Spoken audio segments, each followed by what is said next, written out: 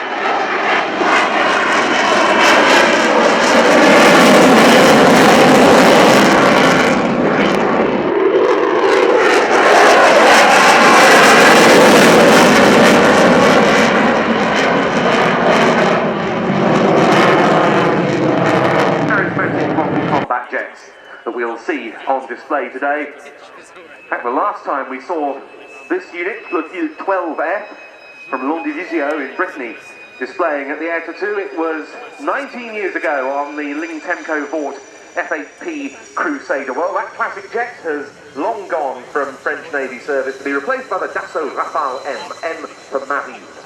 We'll on your right, the Rafale Marine.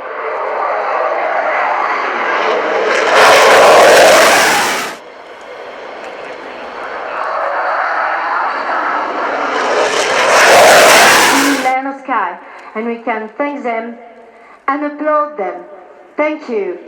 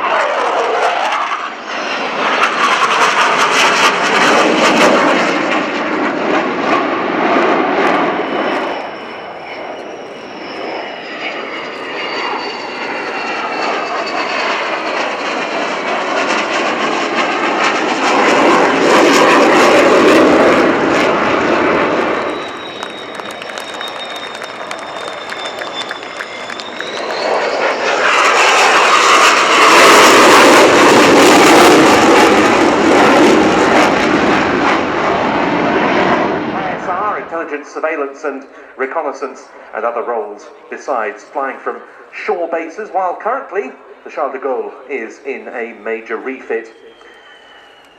The very potent carrier-borne capability will be resumed when it emerges from that process.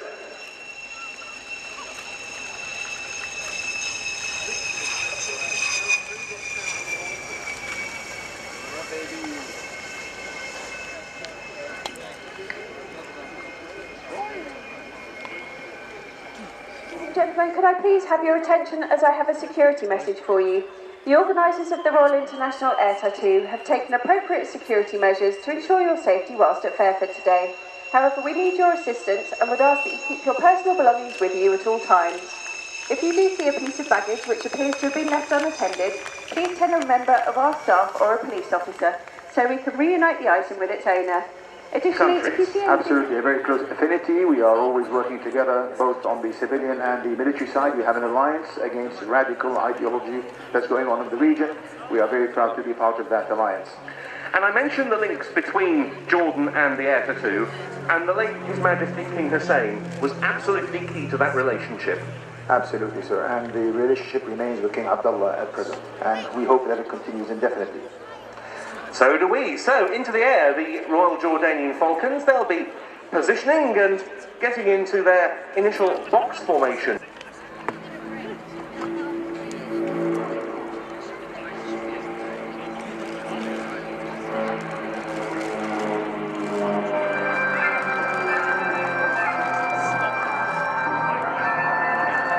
Starting off with a quarter cloverleaf in box formation, bringing them back onto the display line and getting...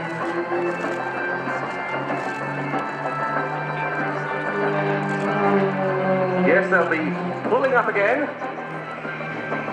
into initially a half Cuban, but rather than either rolling out or continuing it as a loop, they'll be pushing uncomfortably out of it. There they go. A lot of negative G being experienced by the pilots. Minus 4G in formation. What does that feel like? Ask my wife.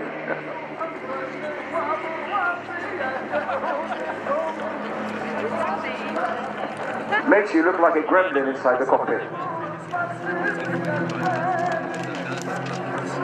And they're completing a half outside loop, ready to reposition still in box for a wing over. And as they pull up there, we can see in the left wing position Captain Sharif Hatouk.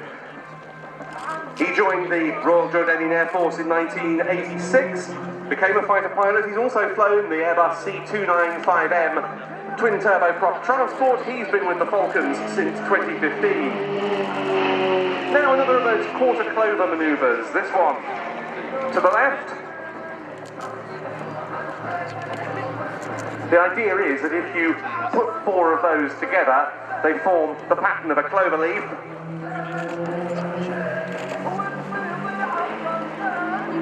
And pulling up vertically for the palm split. Solo does his bit on the side now.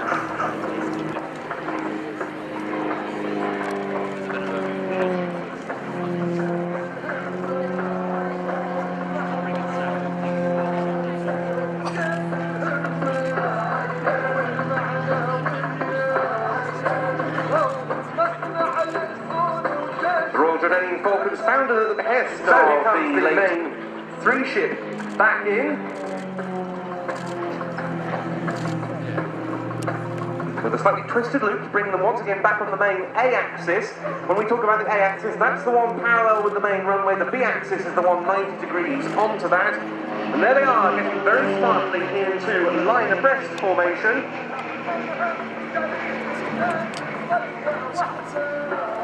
And after those rolls, Storm turn coming up.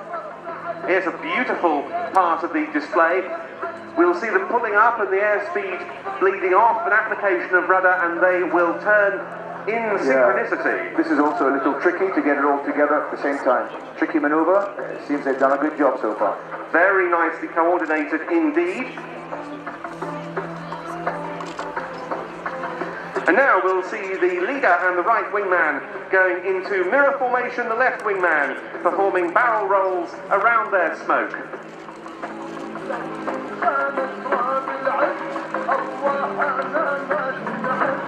As you notice, we've done more breaks and fill in the gap more breaks and more number 4 comes and fills in the gap. Keep the people entertained. Yes, it's a very nice new display for 2018. The team has agendas once more.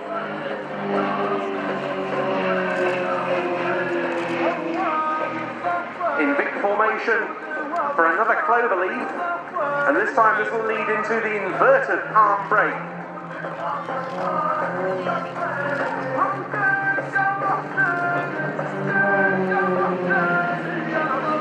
The very latest, the 330 LX, 330 horsepower, a product, of course, of Walter Extra's company in Dinslaken in Germany. Walter Extra, a great aerobatic pilot himself, as well as boss of the company. Hashemite break coming up, get your cameras ready. It's a sequence of maneuvers that we hope you enjoy.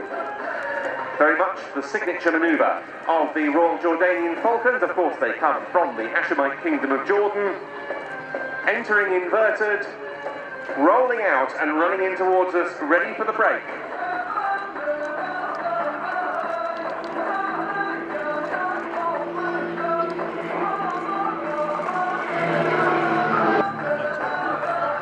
Gyrating into the Lomshabak.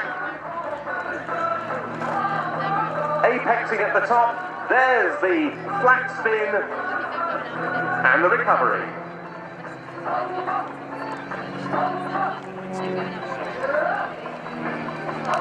Flew the F-16 for 9 years, became an instructor pilot on the Fighting Falcon.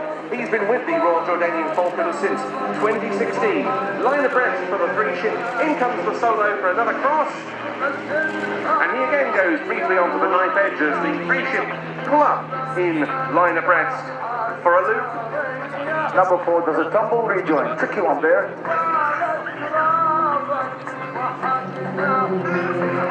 Sometimes you can end up going around the wrong way, so he did a good job. Coming in as one of the best manoeuvres of this display, the most immaculately executed slow roll in a box 4 you'll ever see. Very tricky, very hard to coordinate all control surfaces together in a 4-ship. It's one of our hardest maneuvers. When our new pilots manage to do this maneuver, they know they've passed. 475 cargo rockets with high explosive warheads, gun pods, and even air-to-air missiles.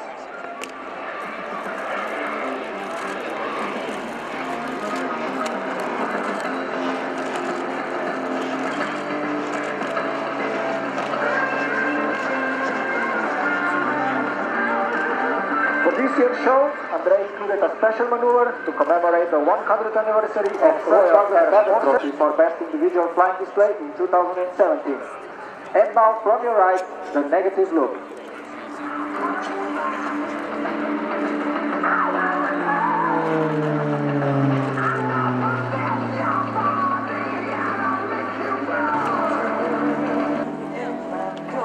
Slovenia has 9 of the PC-9er-Ms, and they are all located in Turkey of Turkey Air Base in Slovenia.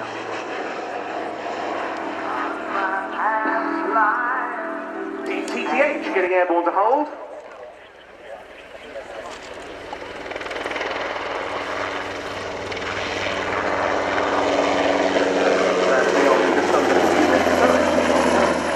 The consortium brings together Airbus helicopters, Leonardo helicopters, and the Dutch company Fokker Aero structures in the consortium. The whole thing is now part of the Airbus group.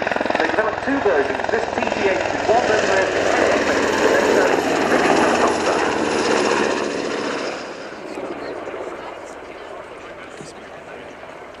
in down the display line for a level 8, figure of 8, and then into a quick stop to the hover with the nose pointing towards us.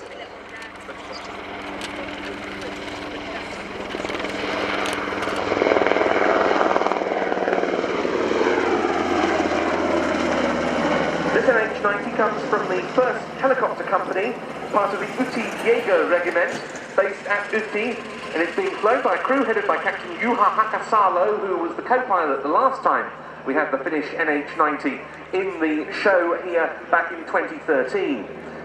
Finland have bought 20 of these helicopters. They're all assembled locally by the Patrulla company. The deal was done jointly with the other Nordic operators of the type, namely Norway and Sweden. First deliveries were in April 2008.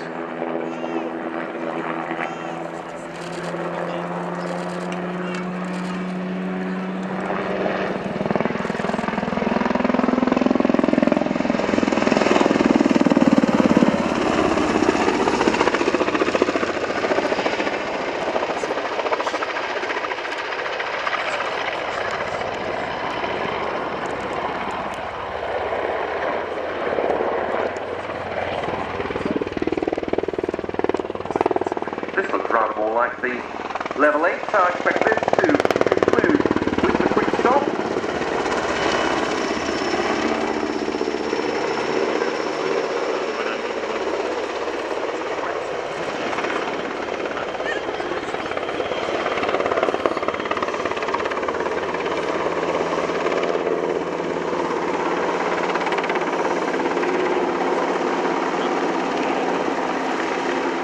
Pedal turning the helicopter gently to the right.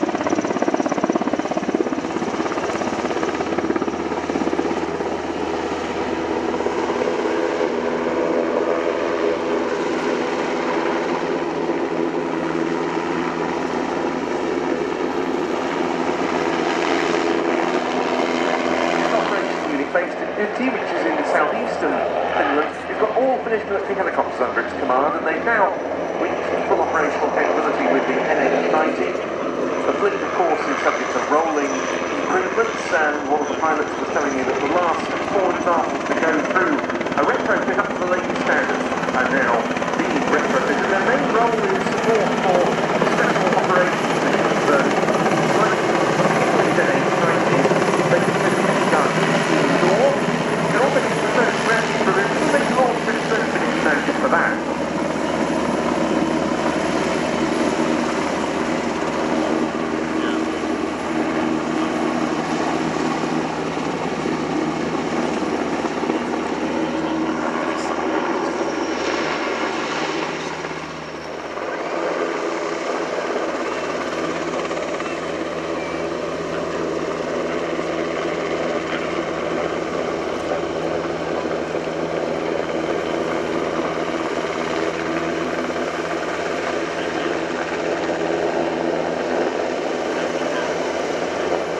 After that bow, another pedal turn away from the side door.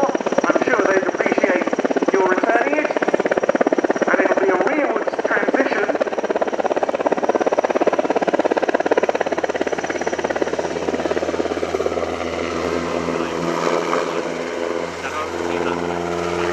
And once again, pedal turning away from that. Quite a large helicopter, but an agile one, very useful of course for the special operations mission, and only Finland and Germany have got a particular form of optical warning system on their NH-90s, very useful for special operations support. Final pass and another wave from the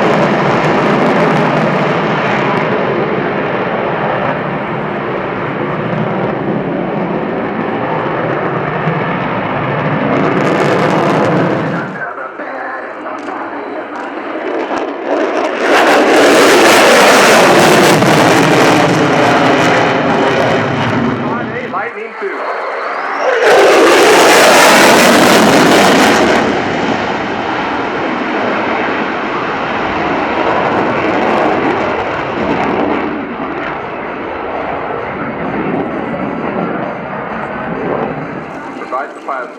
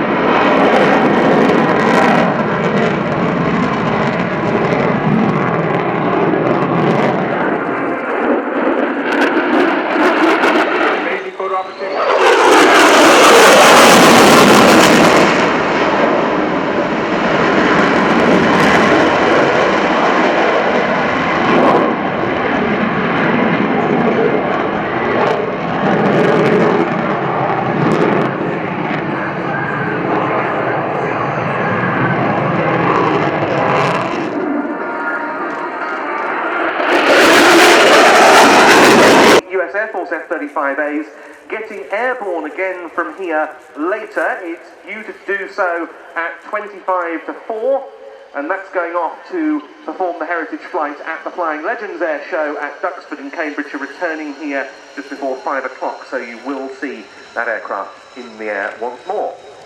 And from having seen the F-35 for the first time over the UK skies just 2 years ago, over the coming years it's going to become a very regular sight around the UK, obviously as the Royal Air Force and the Royal Navy build up our fleets, but also as the...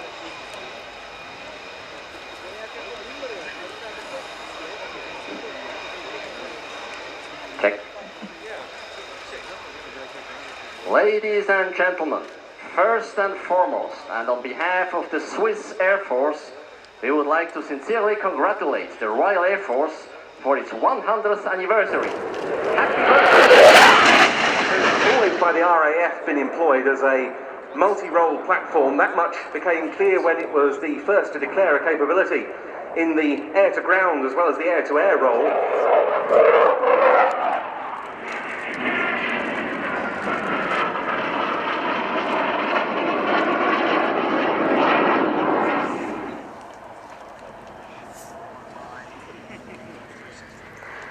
And they're deployed there at the very moment, and Shader has seen the operational debut of the so-called Tranche 2 Typhoons with Paveway 4 precision laser-guided bombs.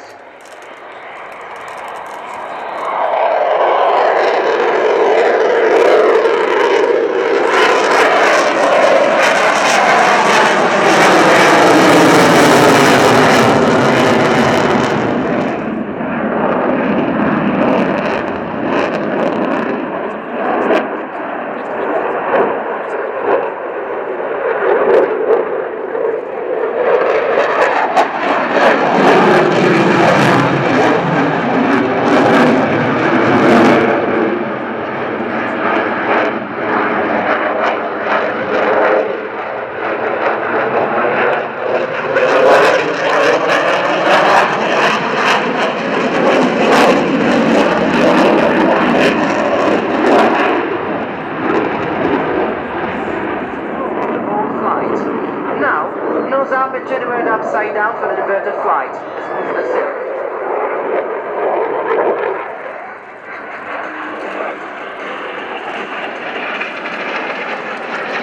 9 aircraft enthusiasts with both the prize and a trophy to the winner of a race for seaplanes. The original Schneider trophy is the sculpture of silver bronze, now in London Museum of Science.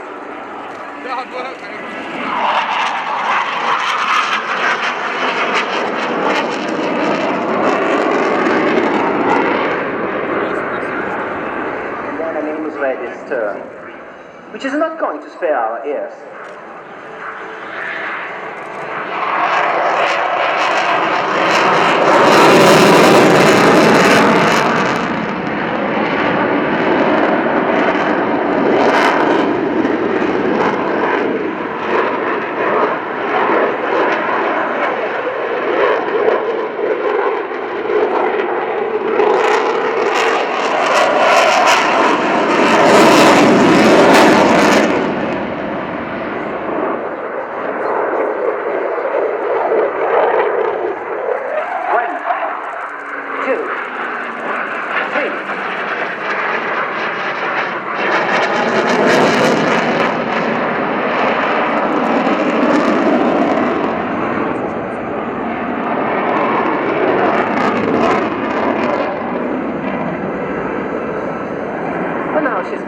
The audience with a slow flight pass which proceeds an impressive wide loop.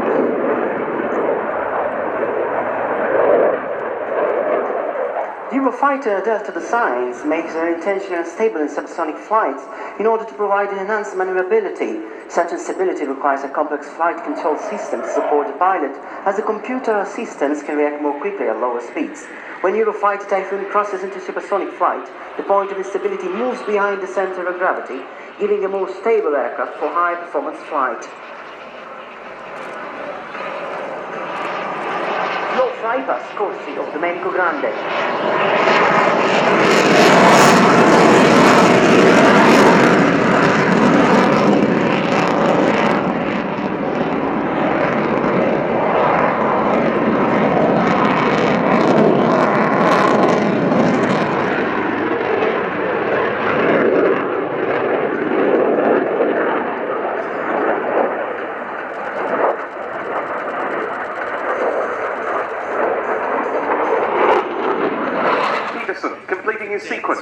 on the Eurofighter Typhoon FGR-4 from number 29 Squadron at RAF Coningsby. Of course, there are more Typhoons in the static display as part of the RAF 100 static area that was involved in the Royal Review yesterday, along with examples of pretty much every other Royal Air Force active service type currently in the inventory. A really rare opportunity to see aircraft like the RC-135W rivet joint, the Sentinel R1 and so forth, close up at a display.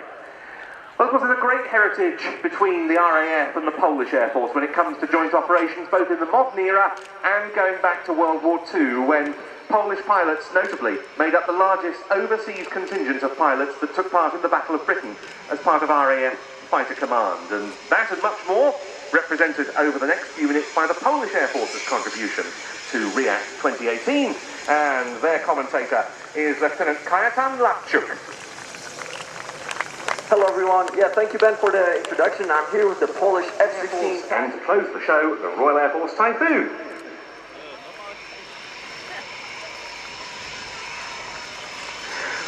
We just saw one Finnish Air Force fast jet pilot in action, albeit in the Norwegian Vampire pair. Well, we're now about to see another and a very impressive demonstration. The second.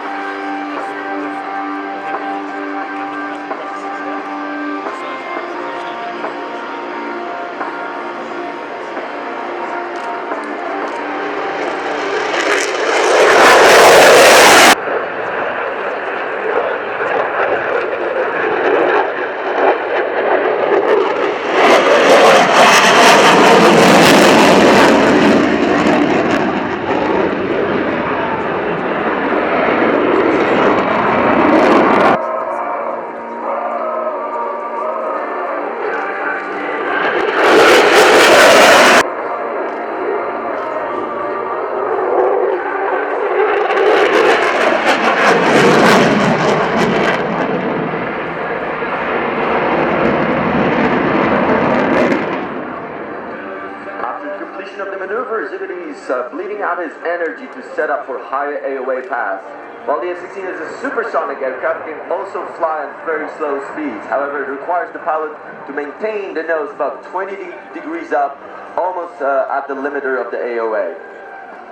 The pilot will use the rudder to control his flight path, and the speed is going to reach about 150 knots. From your left side, Zippity in the high OA path.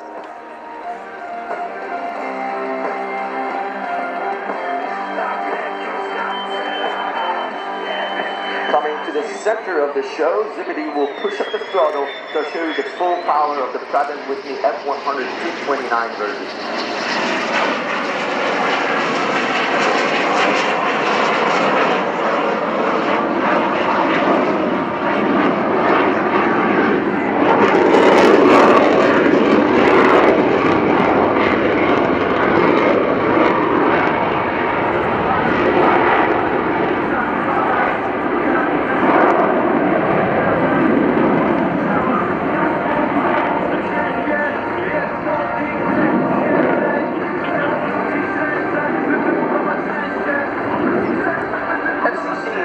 Thrust-to-weight ratio more than 1.0, which makes it possible for the pilot to fly straight up and still accelerate using the afterburner.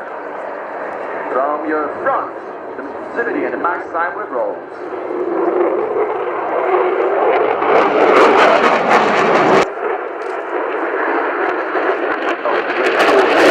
Weapons and other types of stores. And dependent on the aircraft type, it doesn't change the G limits either, like underwing tanks do. So the F-16 that you see rolling out now, its conformal tanks carry 1,700 litres per side. And when you compare that with the 4,000 litres that would be internal, that's a significant enhancement on the range and endurance of the aircraft for very little penalty. Very much a part of a lot of the newer production block F-16s currently in service and entering service, still being built indeed. Well, now we're going to go into a part of the show that absolutely marks the RAF centenary. Particularly, it recalls its aerobatic teams. In fact, you can see two other representatives of RAF aerobatic teams in the past in the static display up at the Vintage Village towards the right-hand end of the airfield in the static display, because there's a great collection of historic aircraft in there, among them two from the Shuttleworth collection at Old Warden in Bedfordshire, the classic de Havilland Tiger Moth and the Arrows displays at those RAF displays and other venues. Very much acclaimed, bright.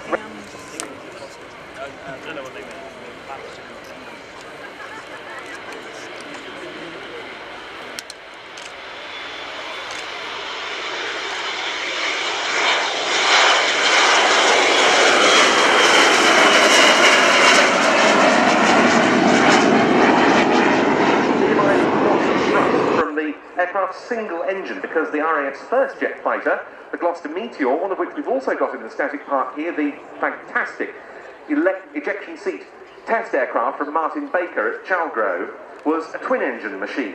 The power plant of the Vampire, originally the Halford H1, Frank Halford being de Havilland's main engine man before it became a de Havilland product in its own right as the Goblin.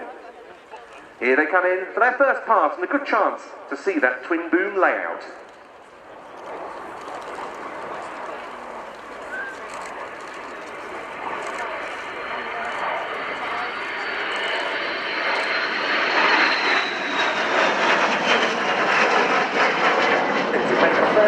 Fly past of RAF types over London.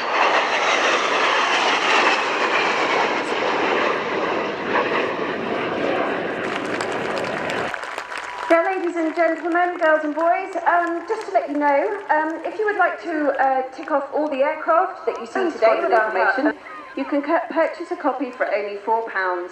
These are available at the Blue Programme Pods and official air tattoo merchandise outlets located at each service station. And as an alternative to the souvenir programme, our show guide for 2018 is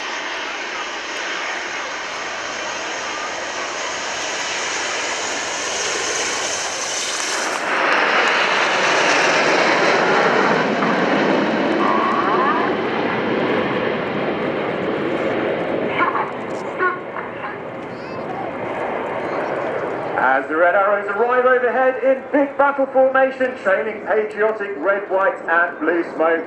Red, white...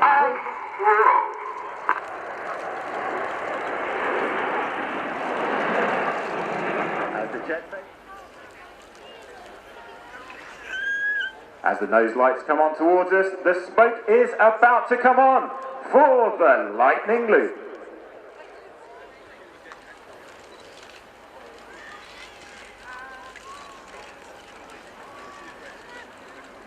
As the jets approach their apex in the lightning loop, on the right-hand wing is Red 4, Flight Lieutenant Chris Lyndon-Smith. Chris is a former Tornado GR4 pilot and Hawk T1 instructor, and he joins the team on his second tour with the Red Arrows in his second year.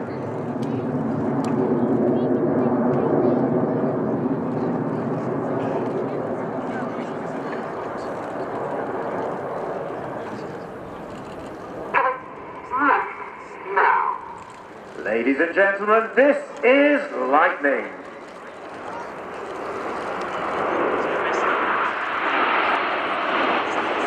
Come on, get your cameras ready for the Phoenix Present.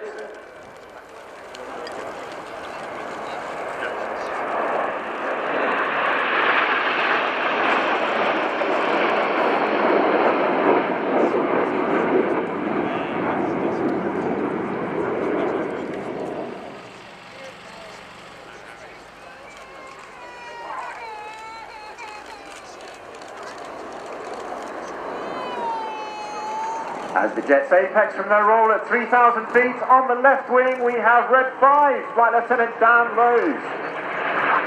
Dan is a former Typhoon pilot and weaponry. Our board calls Red 9 as Reds 8 and 9 put the red and blue smoke on and roll around the smokes of the rest of the formation. Red 1 about to bend the formation to the left with the smoke colour changing. This is Tornado.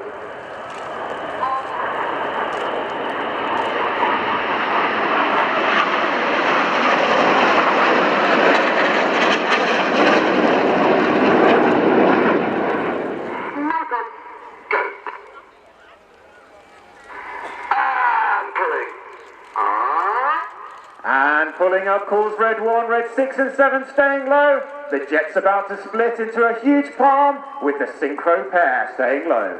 Right up! 3 right up!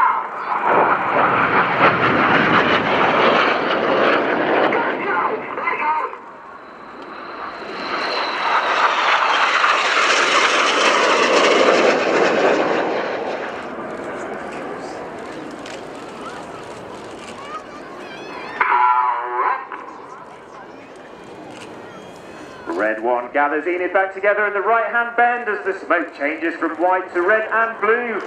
Red 9 pulling up to the vertical with his red, white and blue. Jippo straight ahead. Red and blue comes on. 8 and 9 about to roll around. Red 6 down the middle. This is Vortex.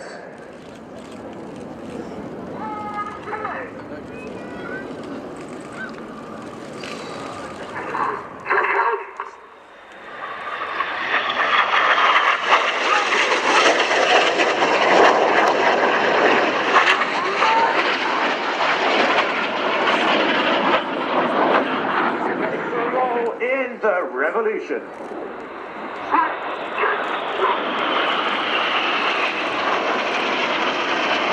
After that simultaneous roll,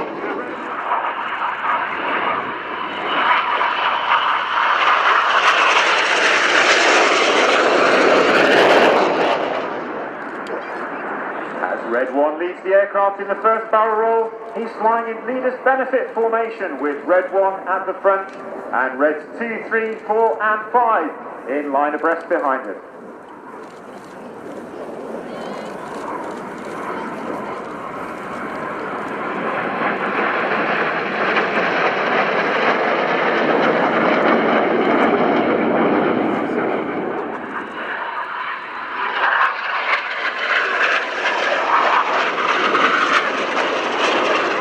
This is the corkscrew.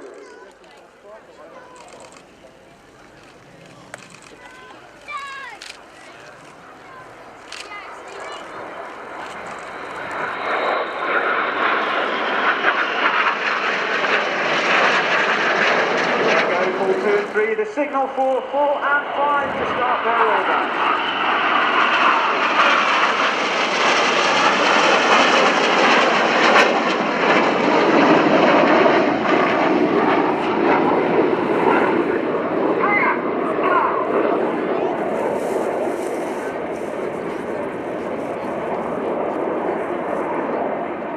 Around the rest of the formation, 6 and 7 about to do their own rolls. Ready for the Jippo break.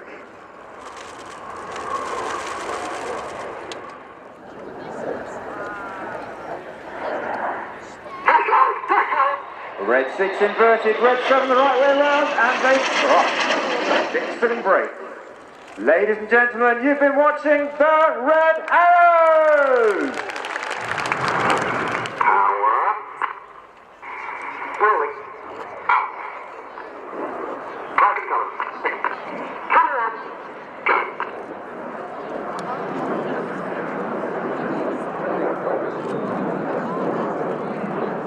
Ladies and gentlemen, you've been watching the Red Arrows!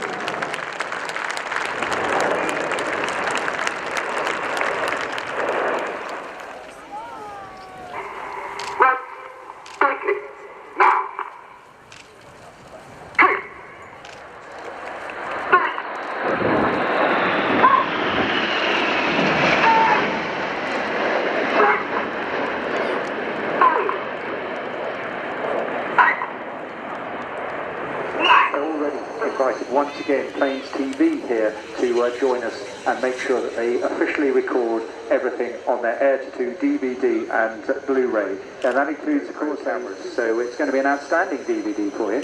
That will include also some feedback and, of course, a recording of the free DVD from one of Planes TV stores, or you can also order it at the official merchandise units or planestv.com.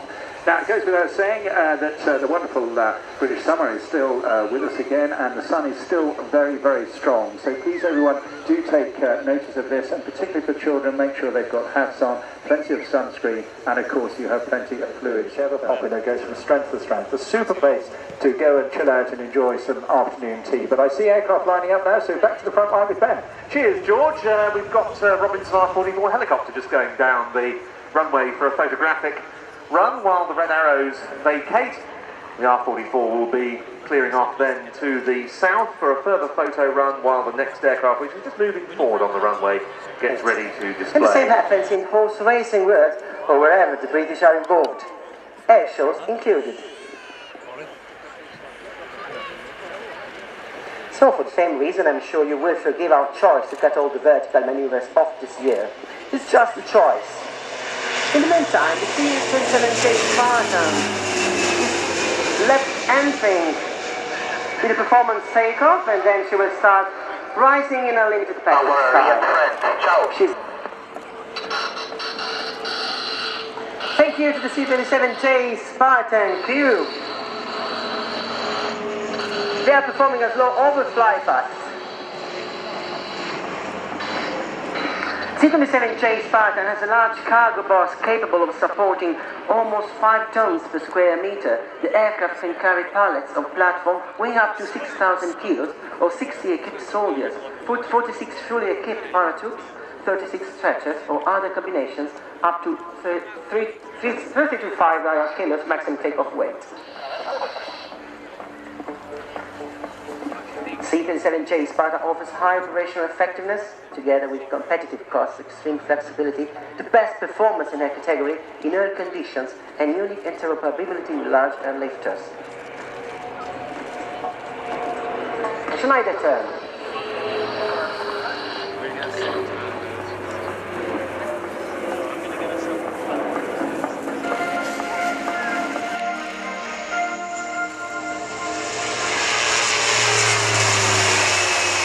Again.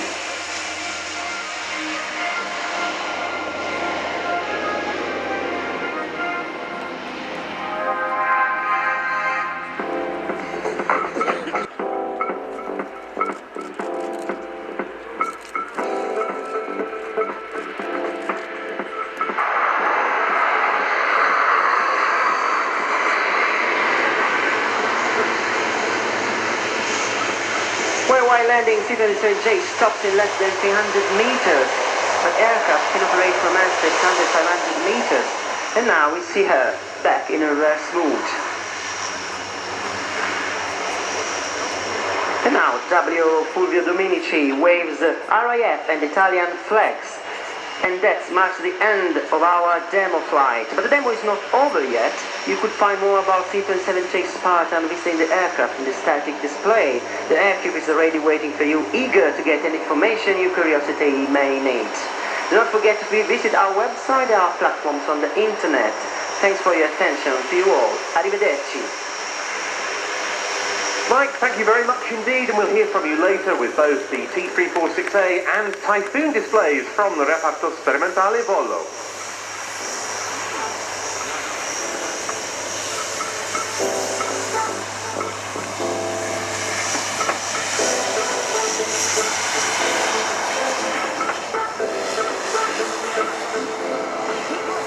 International Air Tattoo!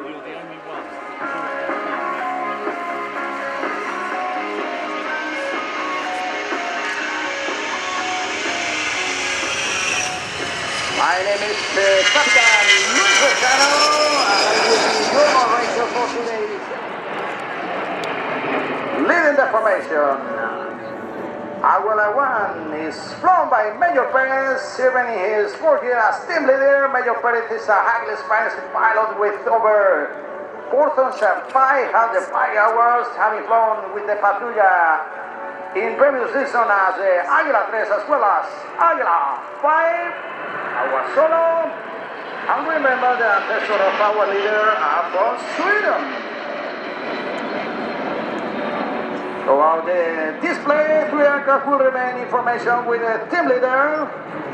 On his right wing, her second season, Aguila 2 is flown by Capitan Garcia Malea, an F-18 pilot with an experience of 1,300 flight hours. Perfect this maneuver. Capitan Garcia Malea is the first female pilot member of the flying team. A strong applause for Capitan Garcia Malea, our particular mermaid of Andalusia, Iole. Aguila 3 on the left line is flown by Major Zambrano, a Eurofighter pilot. In his third year with the Patrulla Aguila, was flying in the Morona race with more than 2,500 flying hours. Aguila 4 in his another F-18 pilot, Capitan Ibanez. I'm flying as Aguila 5 in the solo position, Major Marine, a Miras F1 pilot with 3,000 flight hours, will push the Casa 101 aircraft to its performance and structural limits. And finally, rounding out the Patrulla, respectively in the positions of Aguila 6 and 7, Captains Martin and Paco Valderas, both F-18 pilots, formerly assigned at the 12 Fighter Wing Torrejon Air Base, constitute a single pair. And we can see the change to pocket formation. Now looping pocket formation. Leading the formation, remember, Major Perez is responsible for leading the maneuvers smoothly, precisely, and overall safety.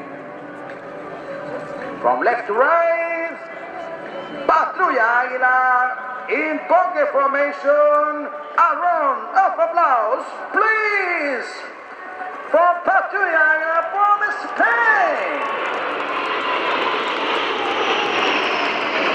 Spectacular flyby. While executing the maneuver, aircraft on the outer edges of the formation must use maximum thrust in order to maintain their position. Remember, leader of formation, Major Perez, position as leader. When the maneuver is completed, the aircraft will switch into formation throughout the display. The women must remain alert and ready to change from one-on-one position to next. And now Patrulla Aguila is flying with corkscrew. A strong applause for Patrulla Aguila with a Spanish flag, drilling the purple skies. Wow!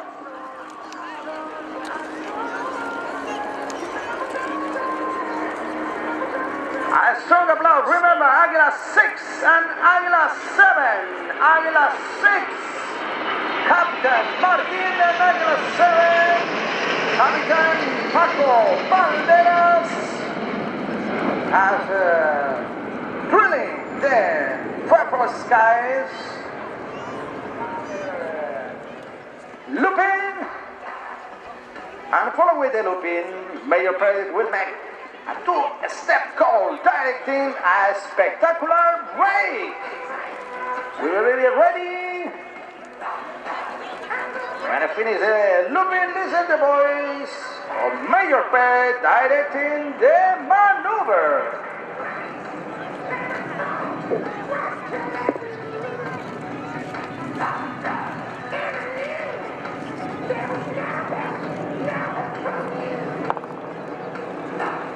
Aguila para rotura 200, Aguila rotura.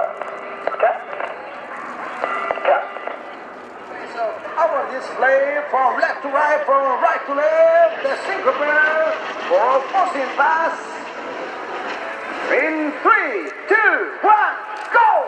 Once again from left to right, from right to left, the Italian will perform a forcing pass so center. Wow!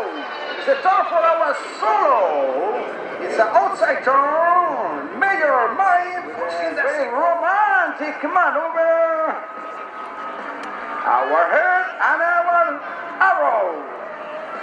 With focus and attention. The syncope begins another romantic maneuver.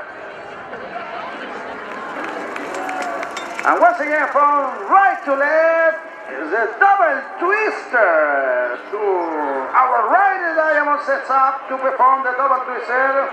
In this maneuver, Aguila 4 twice inverted off of the lift aircraft, while Aguila 2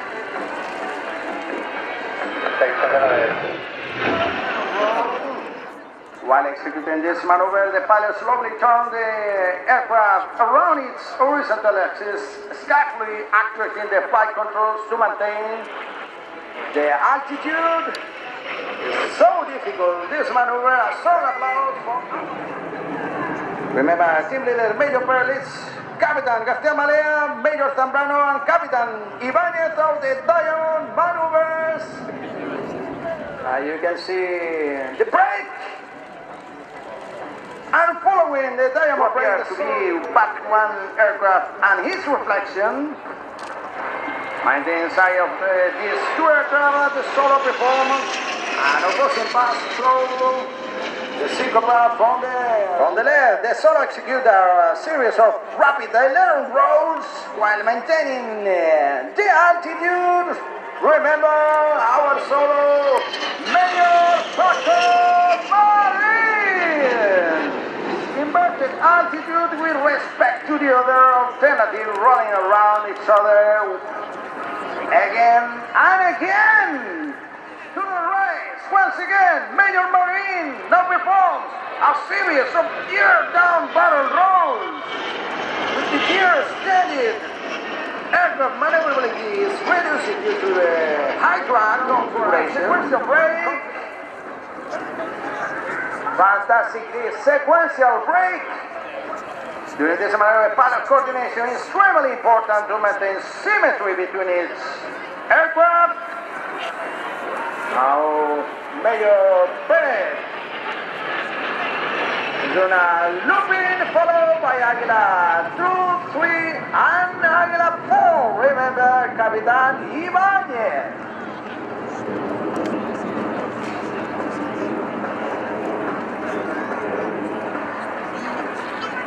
Fantastic, the execution of this maneuver. A strong applause for our Diamond Aguila 1, Major Perez, Aguila 2, Captain Malea. 3, 2, 1, go!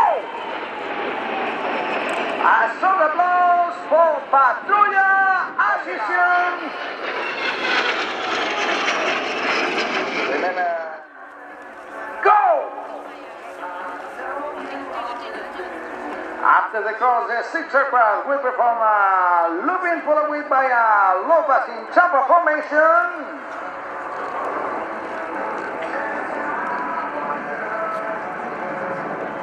Perfect execution in chamber formation of this looping. Please a strong applause for Patrulla Aguila, remember, from Spain.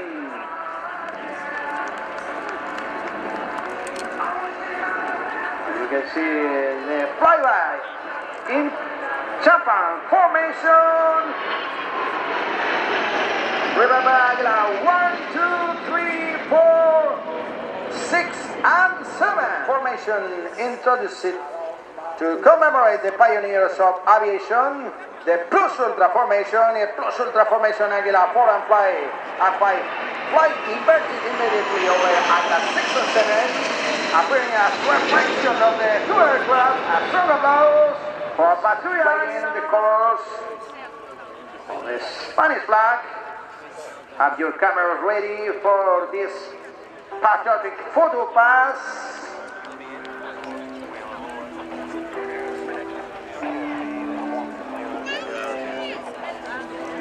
You can see the colors of our national flag.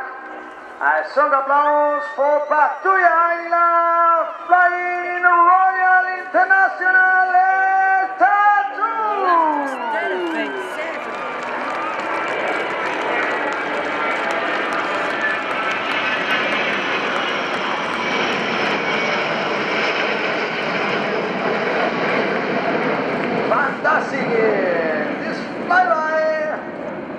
Patrulla Aguila is composed of Patrulla Aguila is the only national team in the world to perform this maneuver with 7 jet aircraft.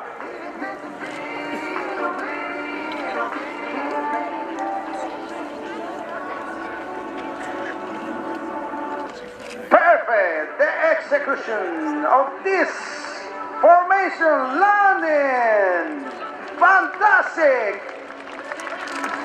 The display are Patrulla Aguila, remember, from They've been right Spain! through until 7 o'clock this evening, so no need to rush away.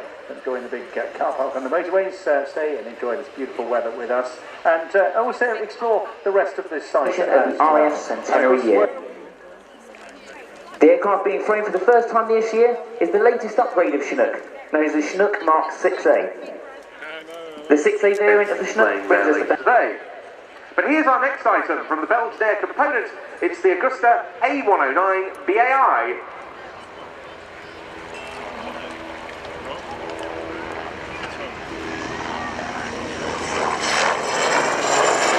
They go quickly into a 450-degree high turn.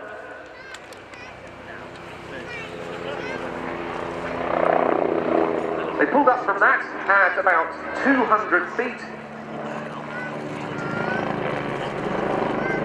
Reducing the power to about 50% over the top, completing the turn.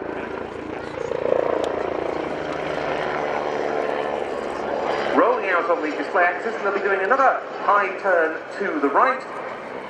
They're at 200 feet there, 120 knots as they pull up to 40 degrees.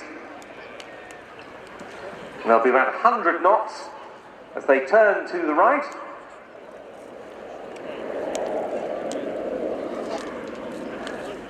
And run back in, this time for a 360-degree high turn.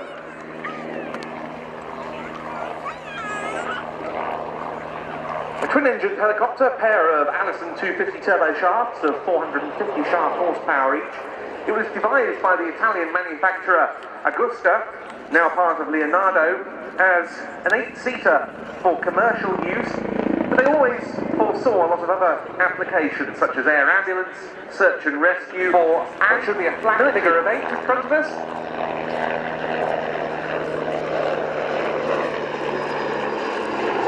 Capturing the 150-metre line that they're able to work to. And there they go. The original A109 design has been much developed into, for example, the 109E Power and the Stretch Power Elite, still very much in production, and it's attracted quite a few other military users in LUH, light utility helicopter guys, including Sweden, South Africa and Australia.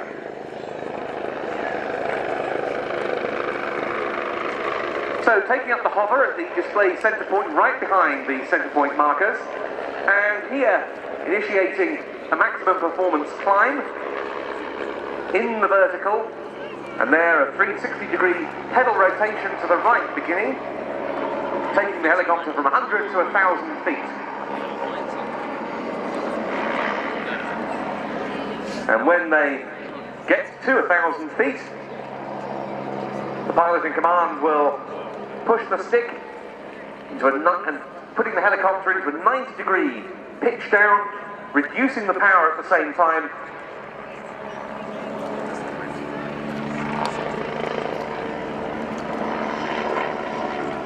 But also turning away from us.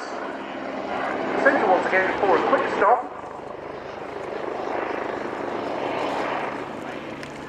And down to about 100 feet. And once the 109 is established in the hover,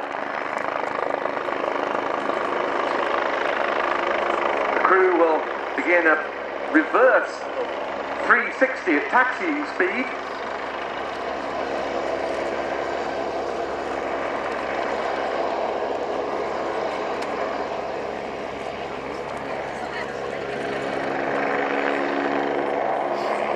Well, in fact, taking a bow there instead.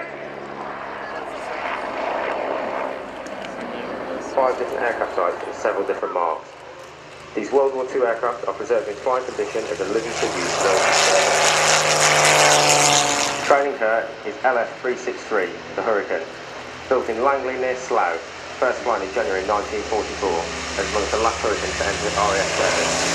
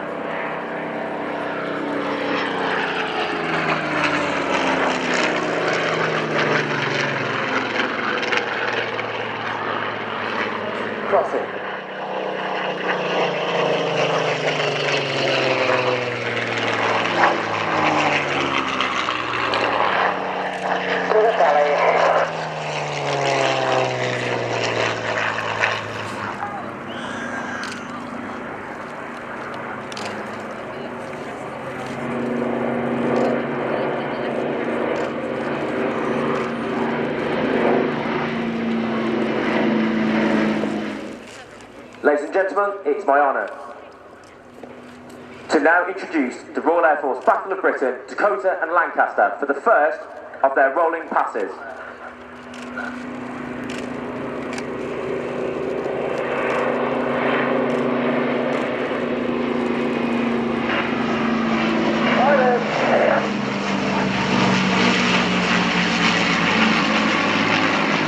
Dead period in 1944.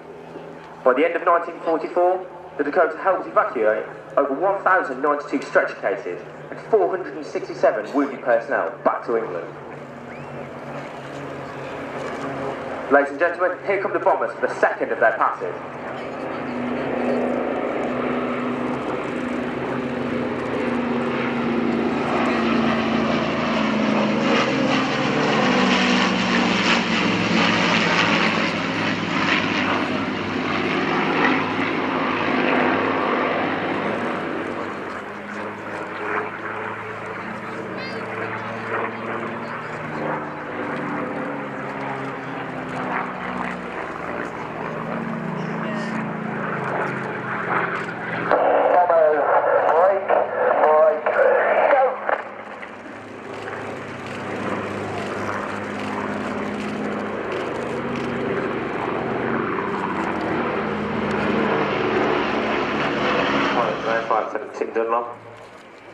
Flew in the RF 100 fly past only on Tuesday, and he's back down here to fly the whole weekend with the BBMF.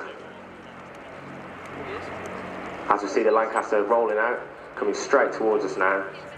You'll see Flight Attendant Tim Dunlop call for a left turn and banking straight across the crowd line.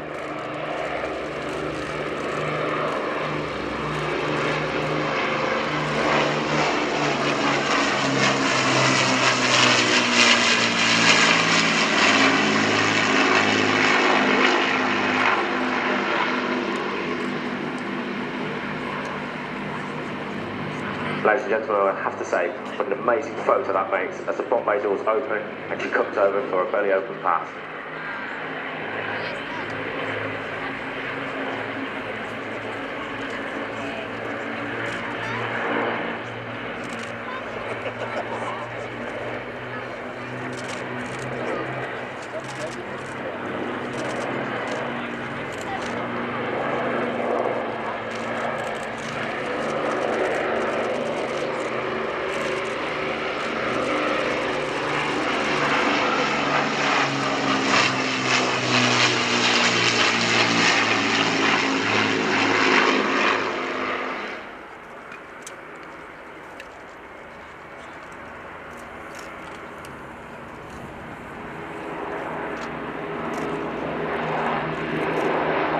Ladies and gentlemen, give them a big wave as the Lancaster Hurricane Spitfire come past the BBMF Memorial flight.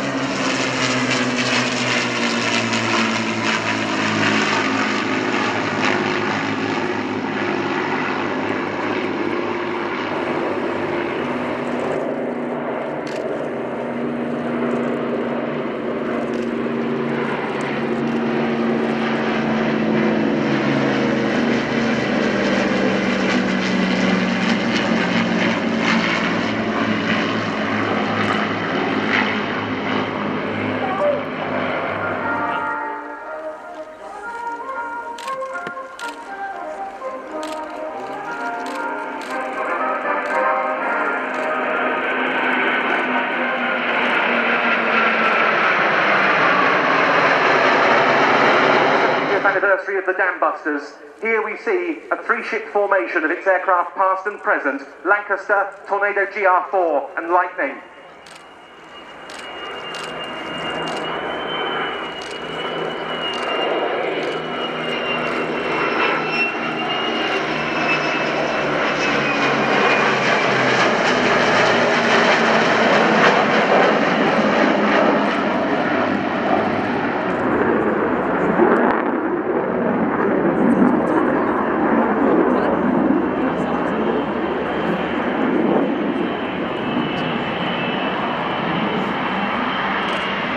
And now, newly in service with number 617 Squadron.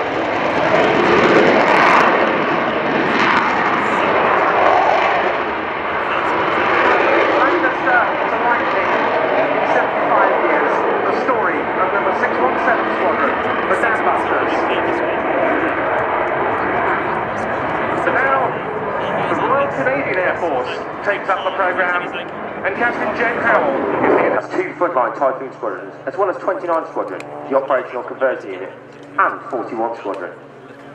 Whilst the BBMF has 12 aircraft and 5 different types, it only has 2 full-time pilots and 30 engineers, as well as 4 civil servants. The team, led by Squadron Leader Andy Milliken. The small team of dedicated people ensures that the BBMF is seen throughout the country from May to September, every year. In fact, this year, the BBMF is scheduled to appear at around 100 displays and some 1,000 flypasts.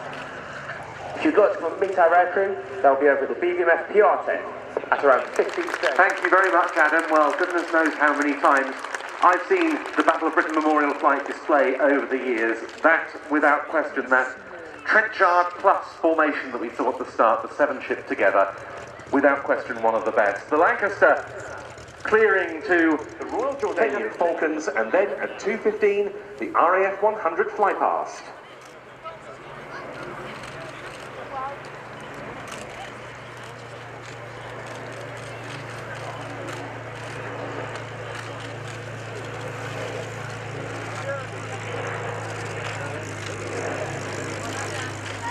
Recent conflicts in the Middle East.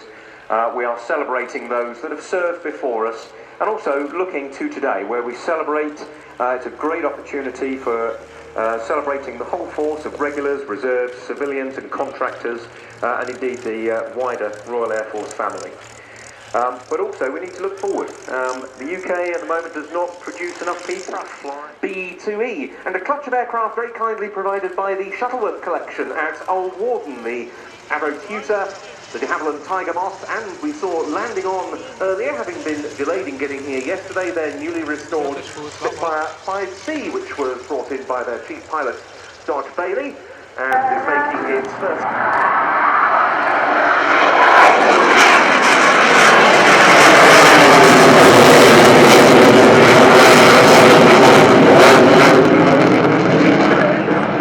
On the left, the Quad 270 roll.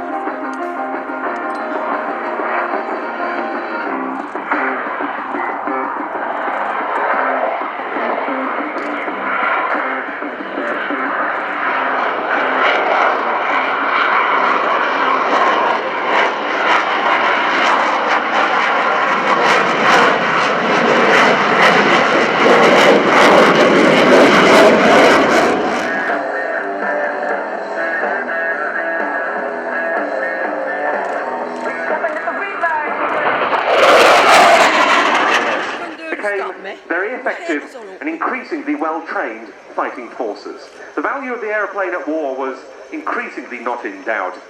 During 1917, in the wake of raids against London by German Gotha G4 heavy bombers, South African General Jan Smuts, a member of the War Cabinet... Continue with a knife pass and continue with a half cubanate.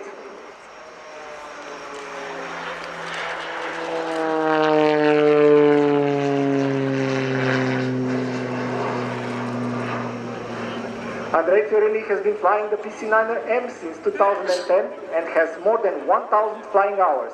He has been flying the display since 2013. Now trailing smoke off to the right as it runs in. BE stood for Lerio Experimental. It was designed by Geoffrey de Havilland and first built by the Royal Aircraft Factory in 1912.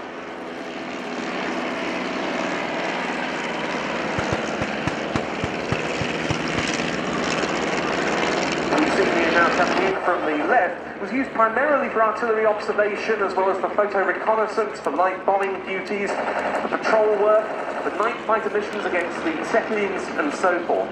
But the losses were appalling until improved Allied fighters like the SE-5A came along to counter German flights. But it was a very stable reconnaissance platform. anything like that. In those days, it was multiple aircraft circling, chasing each other, climbing, diving, jockeying for position.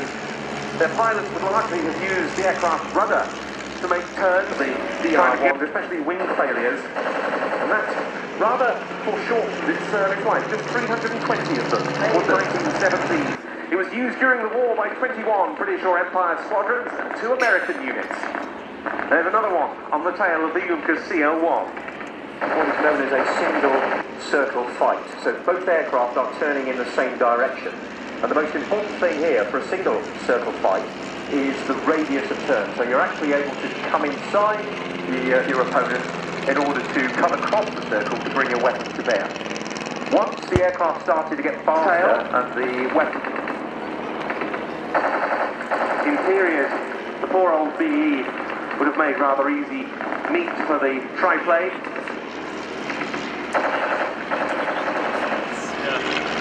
There was some quite vitriolic editorials in the Eurofighter, designed during the Cold War as a Soviet counter to potential Western opponents like the F-15 Eagle from the Ukrainian Air Force, the Sukhoi Su-27, the flanker.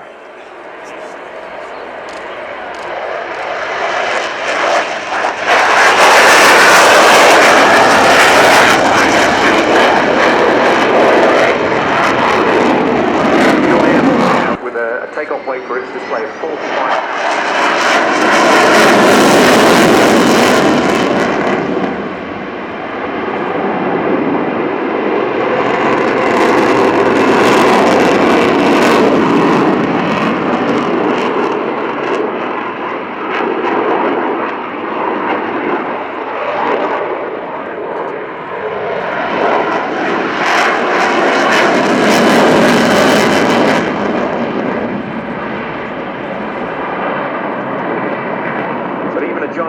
Like this, as it got airborne, it's producing well in excess of 50,000 pounds thrust. So the takeoff weight here on this display already in excess of 1-to-1 thrust to weight ratio.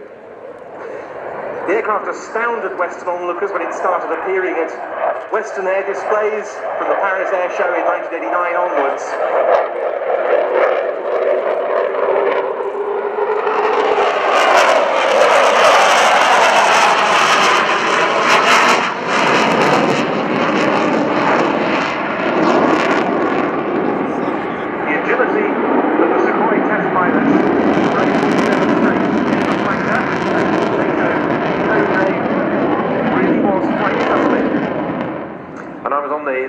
Force at the time, and I remember when it displayed at Paris, we actually had people there with stopwatches timing its 360-degree turn to work out what its instantaneous and sustained rate of turn at low level was. Quite eye-watering for an aircraft this size. And what you need to bear in mind is the max takeoff weight of this aircraft is 72,000 pounds, and when you compare that to an F-16 of 42,000 pounds, it is virtually twice the weight, and it's certainly at 15-metre wingspan 50% bigger than the F-16, so a completely different class of aircraft.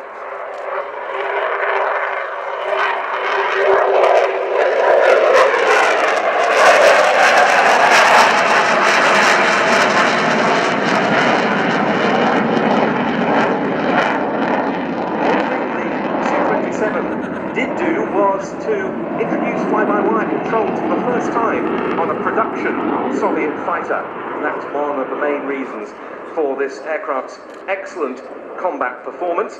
In the post-Soviet era, the original Su-27 series has continued to equip the Russian armed forces, and it's carried on serving in Ukraine.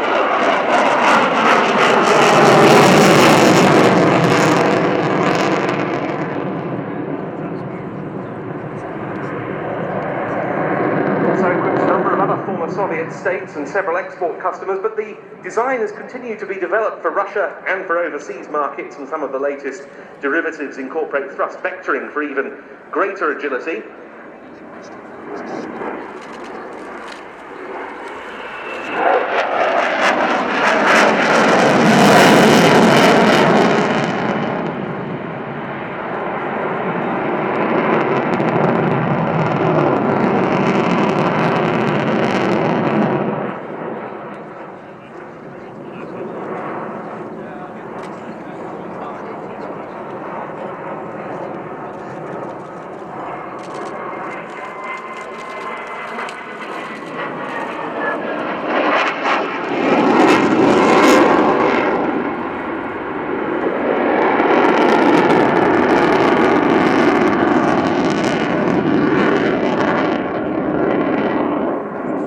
size of the aircraft, one of the things it gives you the impression of is that it's actually flying slow, but it's not. It is flying at typical fast jet speeds here, between 350 and 450 knots. Obviously with the faster passes up to 600 and the slow pass now down at about 150 with the undercarriage coming down. So one of the things we were concerned about when this aircraft first came onto the sea is gauging its energy levels in air combat.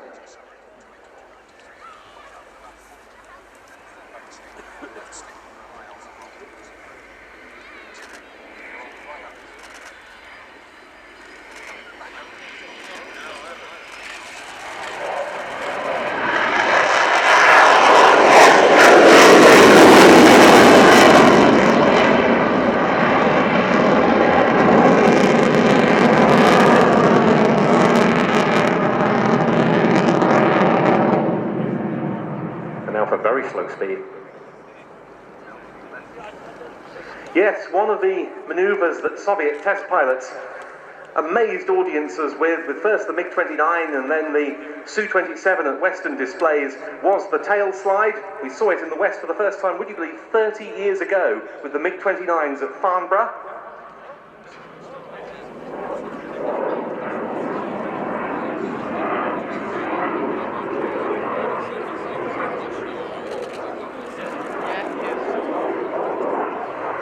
And that, as much as anything, a tribute to the engine performance of the aircraft, the two Lyulka, or now Saturn AL-31F turbofans.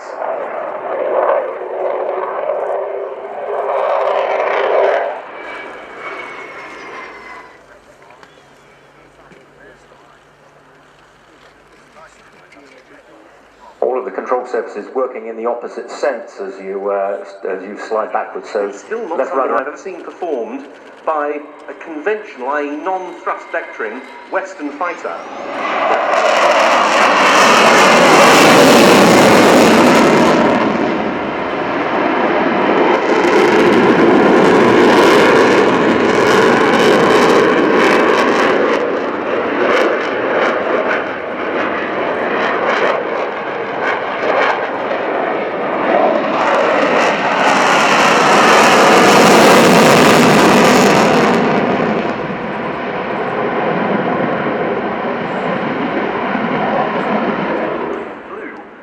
Su-27s, very attractive it is too. This is a modernised one, a Su-27 P1M, at very slow speed indeed, with the air brake deployed in exactly the same position as the F-15.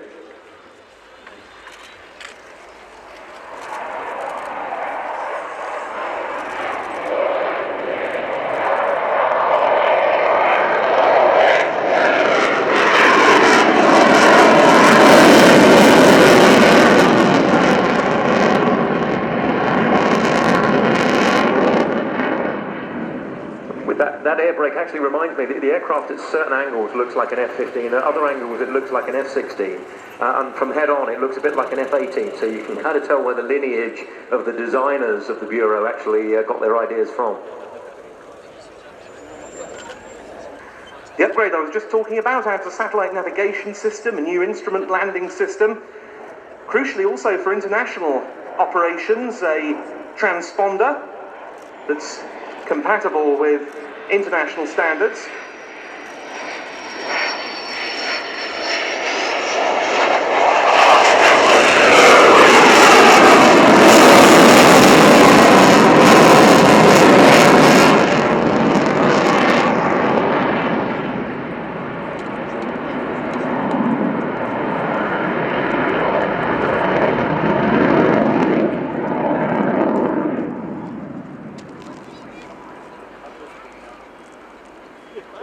The first of the upgraded jets was handed over in March 2012. The work was done in country at the Zaporozhye State Air Repair Plant, and the upgraded aircraft were accepted for service in August 2014.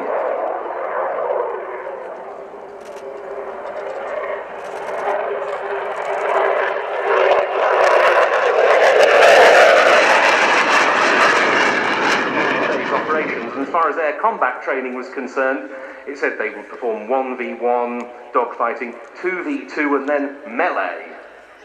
That's what we call a monster. As the aircraft rolls out, you see the giant air brake with some aerodynamic braking, and then two parachutes will come out to retard the aircraft. Great to see back in the REACT flying programme then for the second successive year from the 831st Guards Tactical Aviation Brigade of the Ukrainian Air Force, the Sukhoi Su-27 P-1M.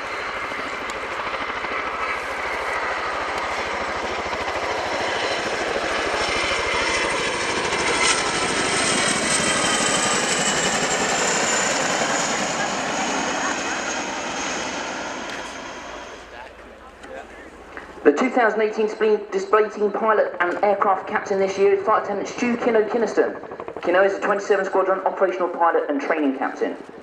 He joined the IF in 2007 and was posted to IFODIUM to fly Chinooks in 2011. Since arriving on the force, he's played part in exercise and operations around the globe, including the Falkland Islands and 4 operational detachments to Afghanistan, amassing 1,300 hours on type. The aircraft now banked to the right, running out down the left of the cloud line. As the aircraft runs away, as he gets to the end, look into the cloud line from left to right, watch as the nose is pulled up by 45 degrees before pitching over into the roller coaster. Joining Stu in the cockpit today is the 2018 display co-pilot, Flight Lieutenant Andy Donovan. Andy joined the Air Force in 2009 before qualifying on Chinooks in 2015 and posting in the mighty 27 Squadron. As the crew come down Cloud Centre, the challenge here is to descend exactly on the marker whilst being pushed or pulled by the wind in a 14-ton machine. So Andy's now pattering exactly whatever Stu needs to know by his limits. Andy joined the squadron and then flew Marks 4, 5 and 6 and 6A Chinook in the United States, Sweden, France and Germany. You get a really good look at the hooks underneath the aircraft, that really the meat of this Boeing defence machine. We can put anything we need under the aircraft, whilst also carrying troops and freight internally, making it a truly versatile machine.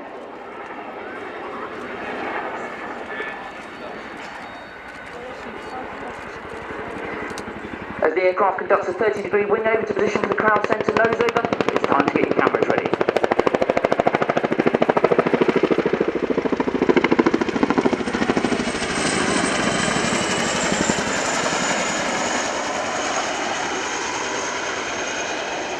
So now running out to the left, you'll see his next wing over, bringing it back in towards Cloud Centre from the left. The display you see today really demonstrates how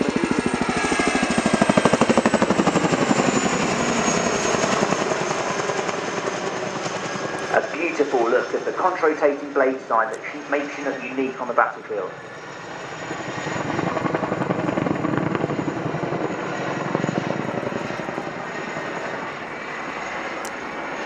As he dives out, Hurricane relief effort. Watch now as the crew bake right into the low-level 350 orbit, giving you a chance to really see and hear the fabulous and famous sound that is our blade flapping.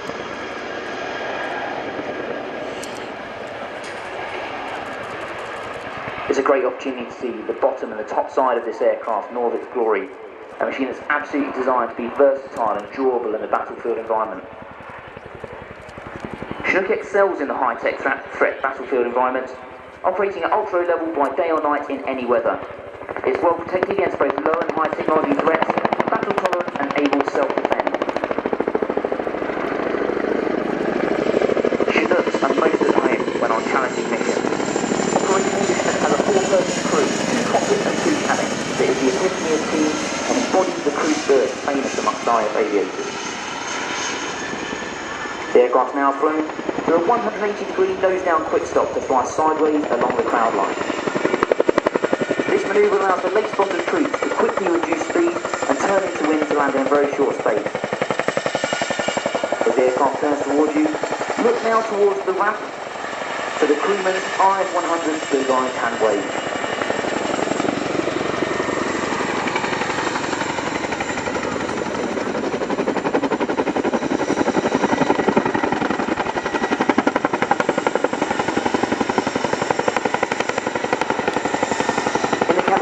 Sergeant Dave Hayward. Dave came from Cape Town in South Africa and joined the IF in 2008. Upon completion of his training, he was placed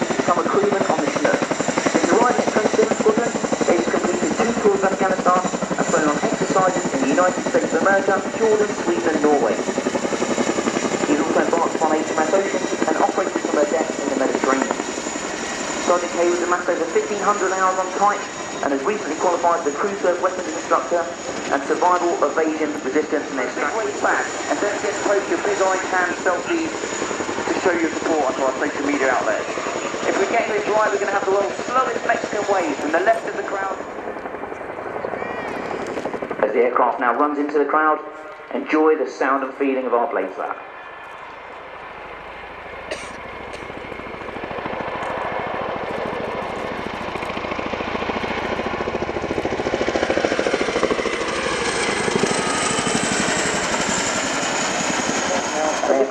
Permanent readiness 365 days a year. Supporting the display aircraft this year, we have a team of excellent engineers, 6 of whom accompany us today. We simply do not have a display without them.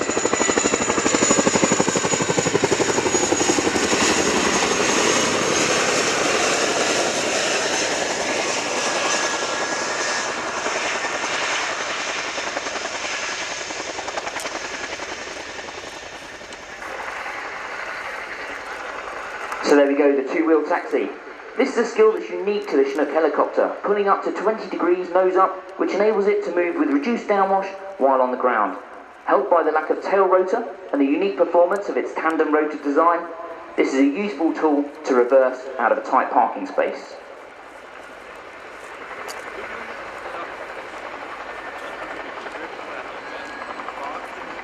As the crew now prepare to perform their final manoeuvre, look for the rearwards running takeoff. We'd like you to show your support and appreciation by putting your hands together for the whole team that delivers Chinook. They're the backbone of its continued success on operations at home and overseas. From Boeing and other industry partners to contractors and civil servants, there are a myriad of specialists on the ground who are part of a much larger team that every day deliver. They enable the Chinook and its crew to get airborne in support of the UK's interest through delivering air power.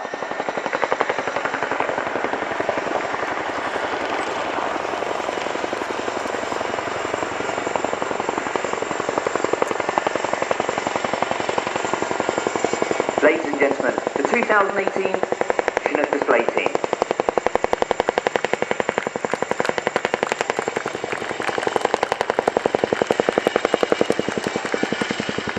It's been our pleasure to display for you here at the International Air Tattoo. Feel free to come and meet the team around the show and follow our social media outlets as the Chinook display team on Facebook, Twitter.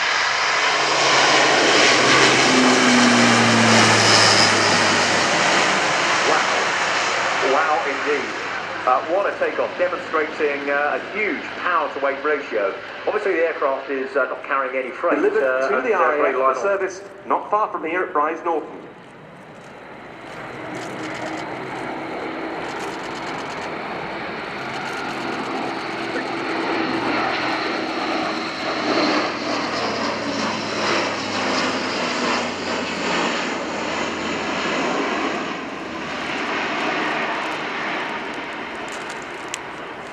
An extremely versatile aeroplane, as has been demonstrated operationally by the Atlases, the A400Ms of the RAF, French Air Force and other operating nations with this aeroplane.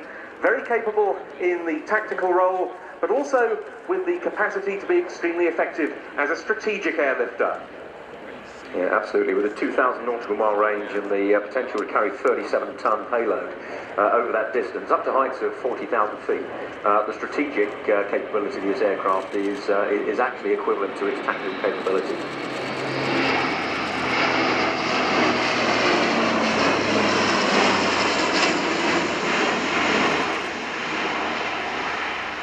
Please. Here we see the aircraft coming down with undercarriage down in the dirty configuration, therefore.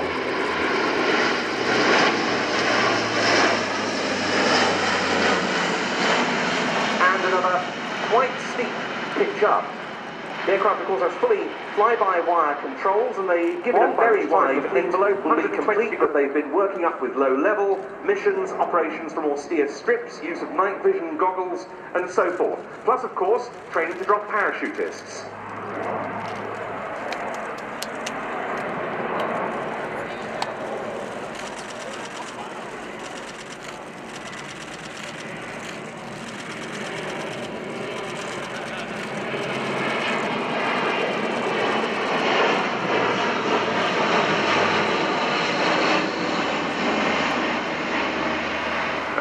example there of a 60 degrees nose down steep approach.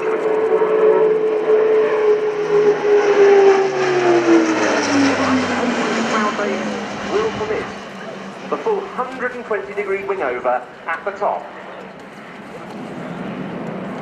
And there it goes. Wow.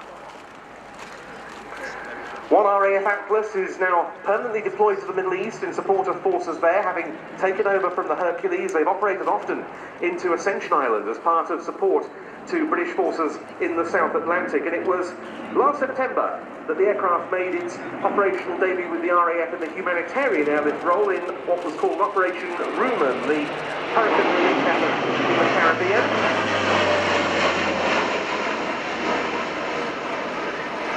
And that was a great demonstration of teamwork with the Atlas, two of them involved.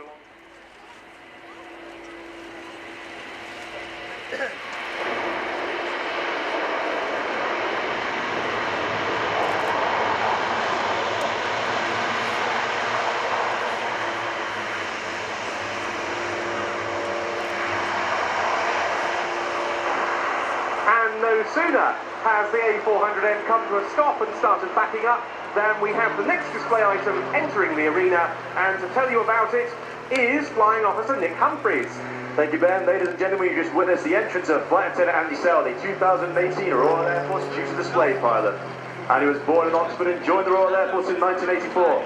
Following a tour in Germany with the RAF Regiment, he started flying training in 1988. On graduation, he was posted to RAF Lynham to fly the Hercules.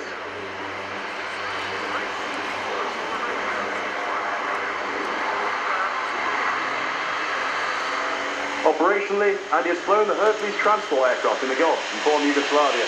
He's also flown the Sentinel surveillance aircraft in Afghanistan and Libya. During his career, he's flown nearly 12,000 hours, 10 different aircraft types.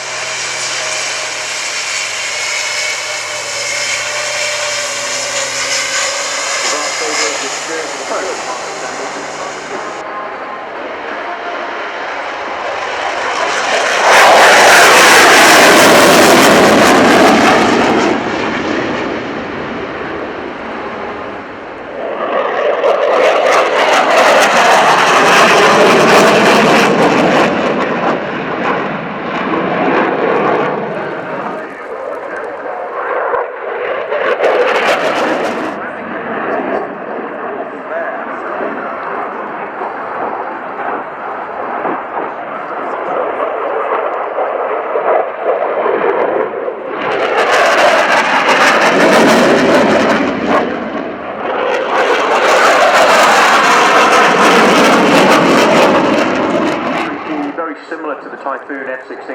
genre of aircraft, but what does delineate this from the others is its rapid rate of roll.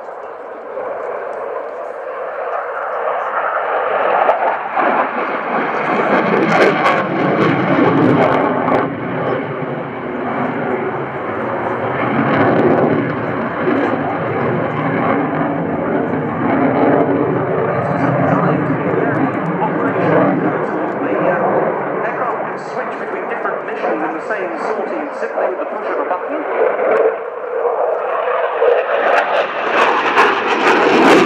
A18ENF Super Hornet. These are 2CD models, but the new generation Gripen, the Gripen E and F, are now very much reality, and Brazil has bought that model along with the Swedish Air Force. Now a slow-speed, high-alpha, high angle of attack pass.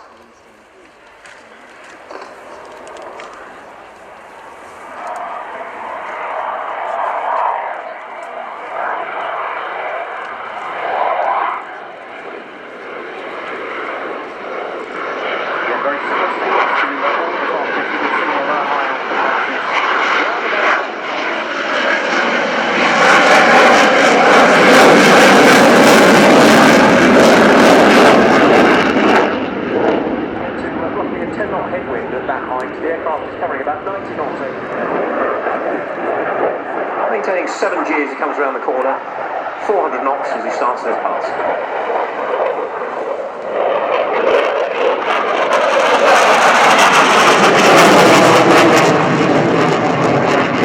Have a lot of interaction with the Czech Air Force.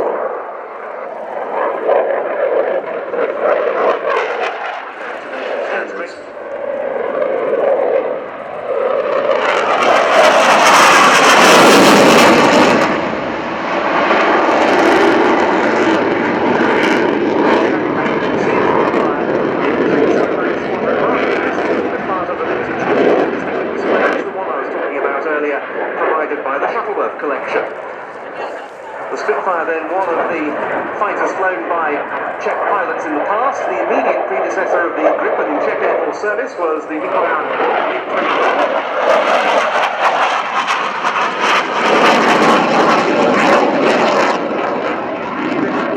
its main operating bases be knocked out.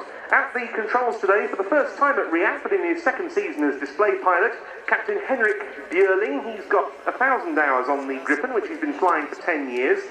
And in his spare time, he competes at the highest national level in motorbike racing in Sweden, in the Swedish Superbike Championship on the Honda CBR 1000 RR. And that's an interesting coincidence because I know of one other former Swedish Gripen pilot, a fascinating chap called Patrulla, who also competed at a high level in Swedish motorbike racing. So something in the blood in the Swedish Gripen community. And I think the roads also, they're a bit more biker friendly than they are in the UK, from my experience anyway. So the Swedish Air Force JAS 39C Gripen completing a very impressive sequence. It'll be their other demo pilot, Peter Falliam, at the controls tomorrow. Well, we're going to get the Swiss Air Force.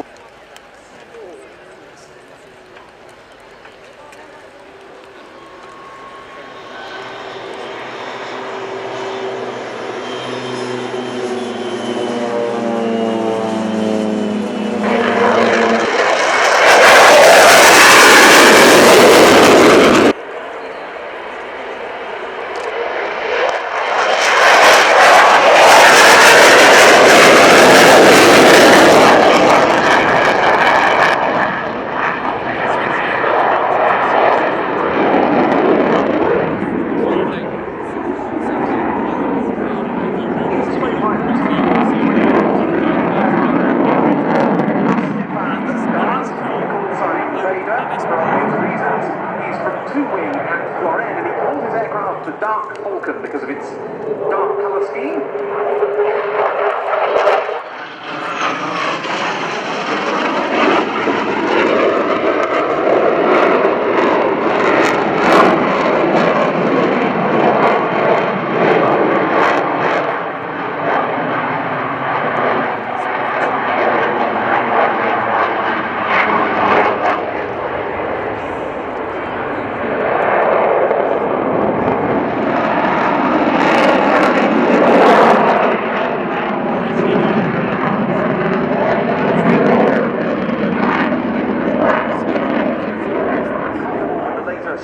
Variants.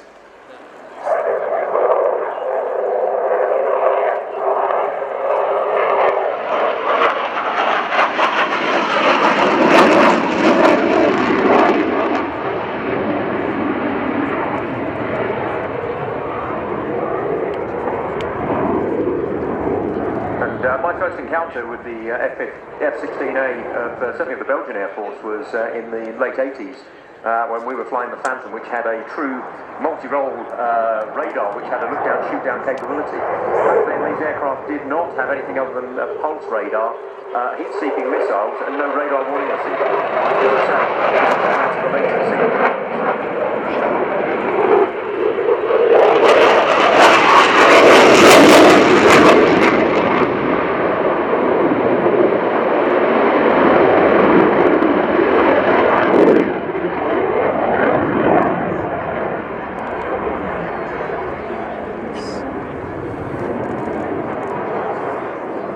Belgium has slimmed down its F-16 fleet since the end of the Cold War, but nonetheless its capability remains undiminished, and they've seen a great deal of action. They first saw it in the Balkans campaigns over the former Yugoslavia, policing the no-fly zones there and undertaking Operation Allied Force in 1999.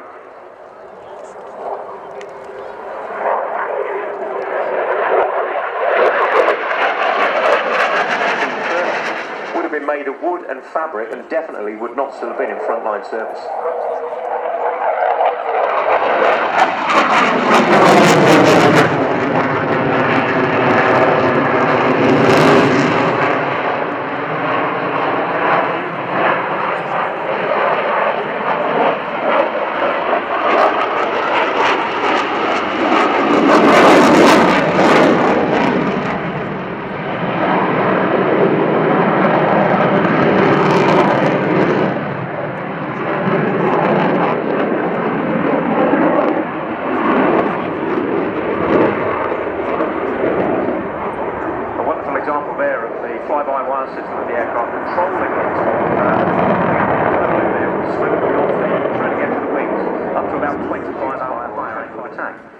standard aerofoil, actually the air separates off of the top of it at 14 degrees.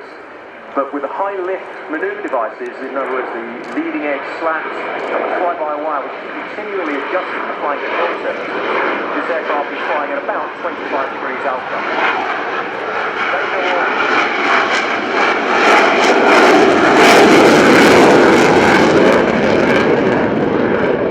When he's completed this 360-degree turn,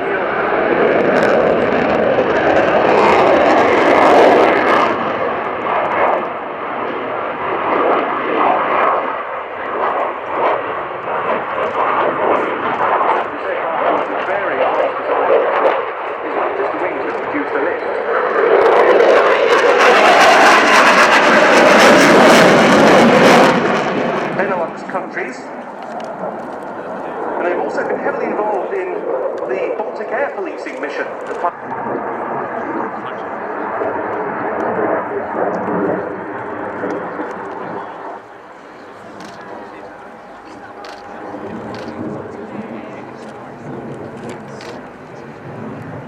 That gap in the cloud there, almost designed for that part of the display.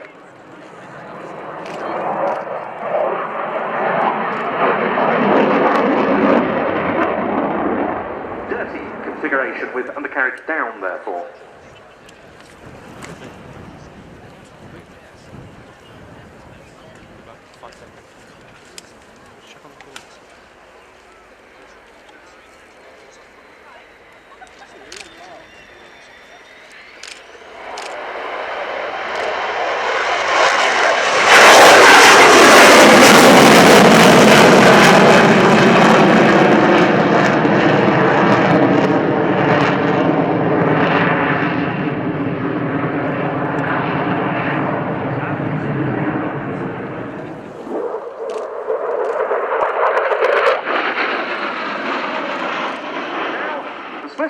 Is about to make quite an entrance, and to tell you about it is Captain Philippe Herty.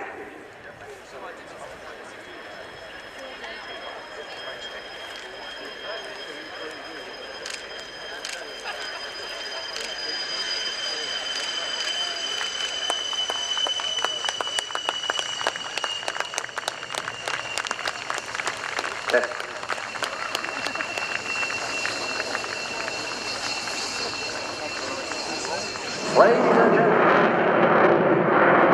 as you can see, the F-18 Hornet has broken off, and the start signs side is now followed by the PC-17.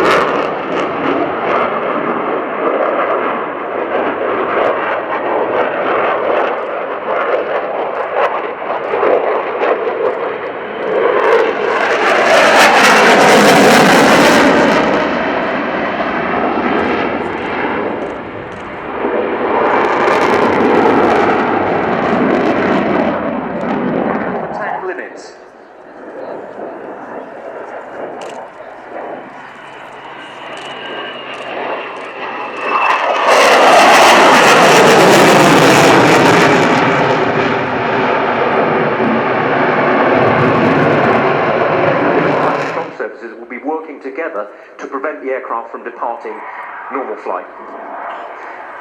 And a good example of that here, as Vincent comes in for his slow pass, and he'll be accelerating out of this into a Cuban 8 manoeuvre, followed by a rudder roll on the 45-degree line outbound.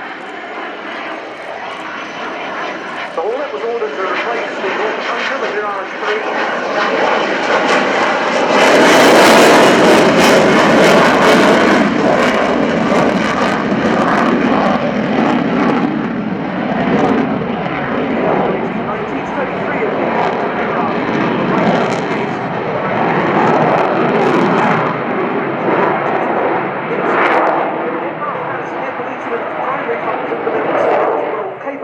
Although Switzerland has no air-to-ground weapons for its Hornets apart from the aircraft's own gun. And this display demonstrates one of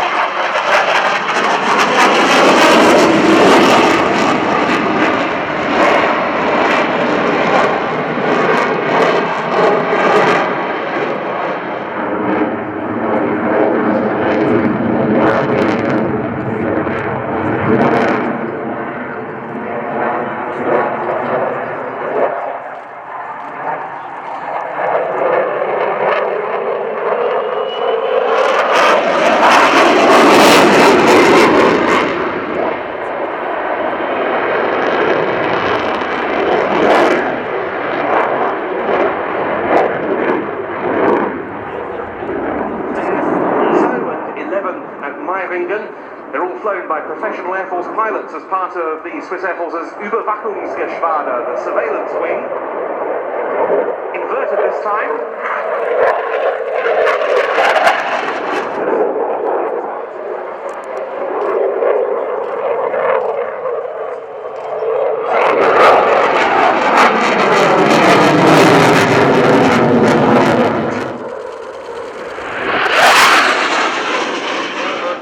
The exceptional PC-7 team, the official aerobatic team of the Swiss Air Force. It's a big pleasure to be back in England. Please look straight ahead, where you will see the Swiss team consisting of 9 turboprop aircraft, which will start its presentation right after the Hornet has landed. So, as I said before, this was our first display team. Please wave back to our solo display pilot in the F-18 Hornet, Captain Rossier, called Vincent. Thank you for this safe and impressive presentation on this new, well, pretty new fighter jet F-18 Hornet.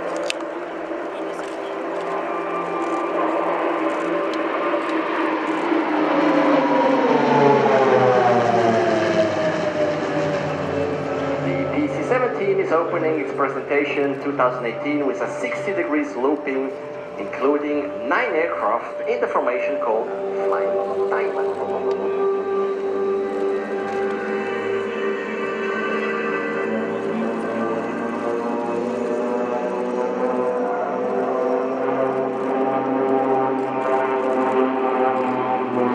Huge formation called Delta.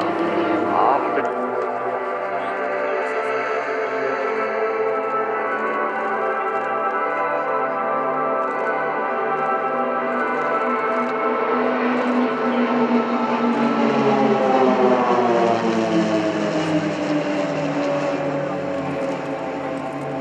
observe right now the short and precise formation change from Delta to Propeller, one of the new formations 2018.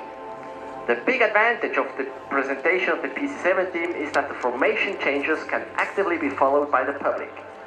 May I therefore kindly ask you, dear ladies and gentlemen, to keep the aircraft in sight during the entire show so that you can follow these amazing formation changes. Wonderful propeller formation.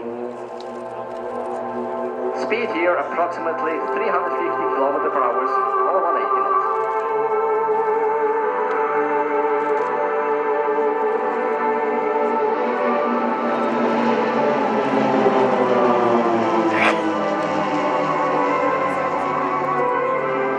You can now observe the formation change into Concorde before changing to Vulcan.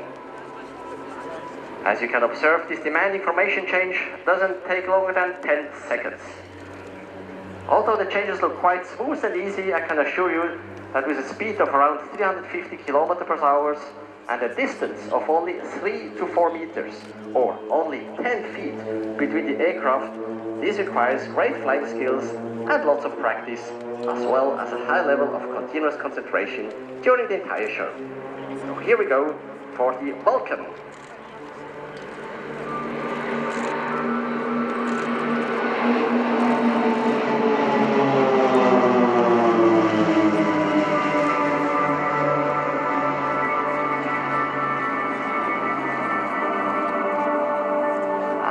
To take the opportunity to introduce the commander of the PC-17. It's Lieutenant Colonel Daniel Stampa with a graceful propeller aircraft, and do this as a kind of a side job. And this is pretty unique in the aviation world.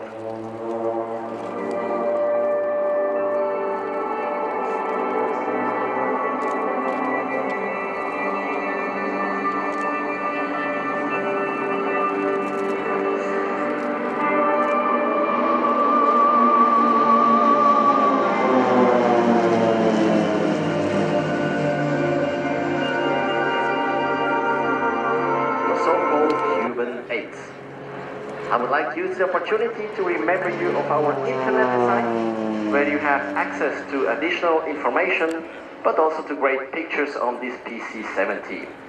So please go to www.pc7-team.ch. I say again, pc7-team.ch.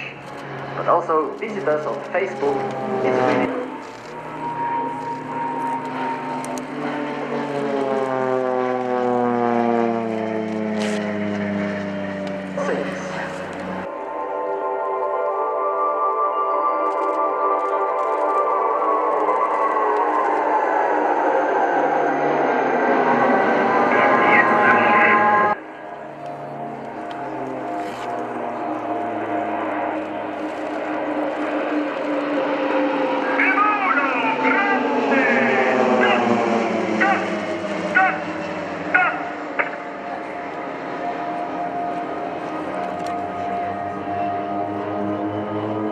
Ladies and gentlemen, this is Swiss precision at its best. Flying a looping is not too difficult. Very elegant and romantic, isn't it? By the way, 5 years ago, this Swiss Air Force PC-17 won the Royal International Air Tattoo King Hussein Memorial Sword for best overall flying demonstration. Great memories.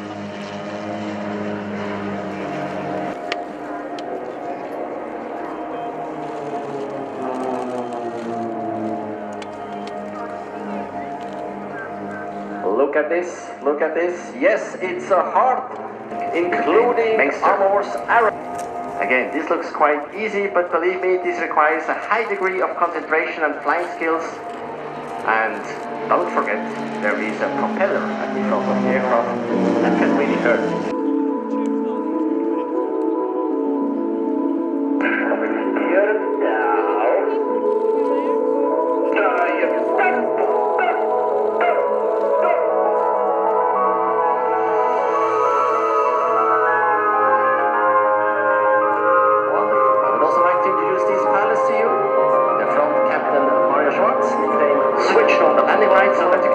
You can see the tunnel now. As you know, we have many tunnels in Switzerland, and now the soloist on your left.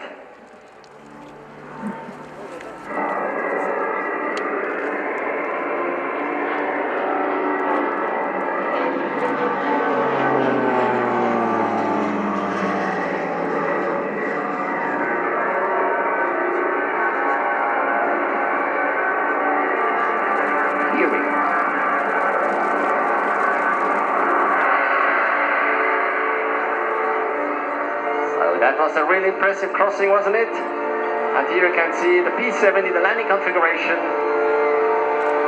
They will now pull up their landing gear and fly in the normal aerobatic configuration.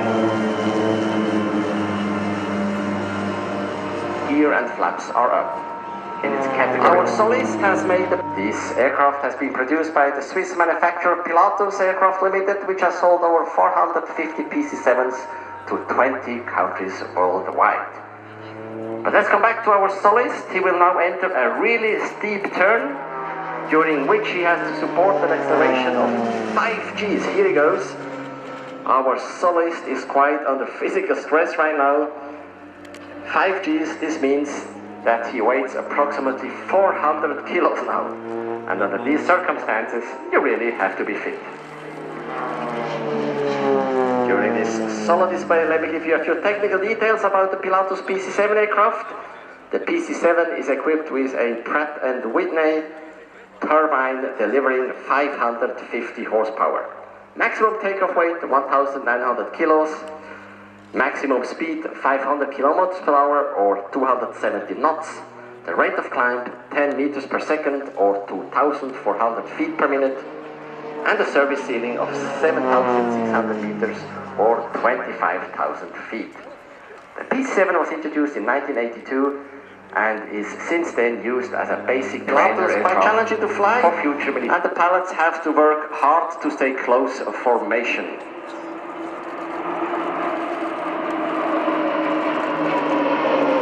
And that's not all. Please have a close look at the rear planes. During the looping, the formation will change into arrow. By the way, the music that you hear has been especially composed for our display. Actually, it's a brother of the former leader who has created this matching music.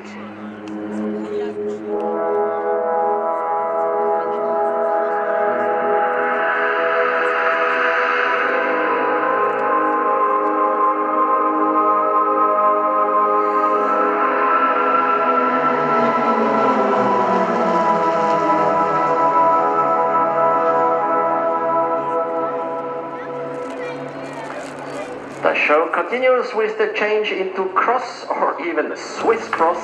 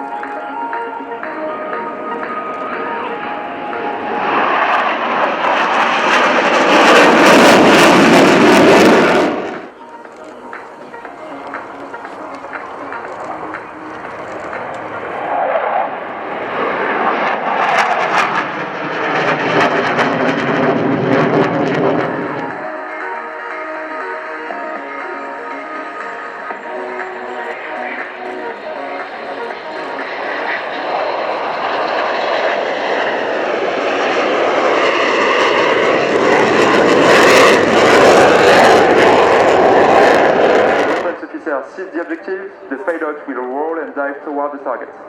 He will then level the plane, delivering the bomb that will be guided by the weapons officer.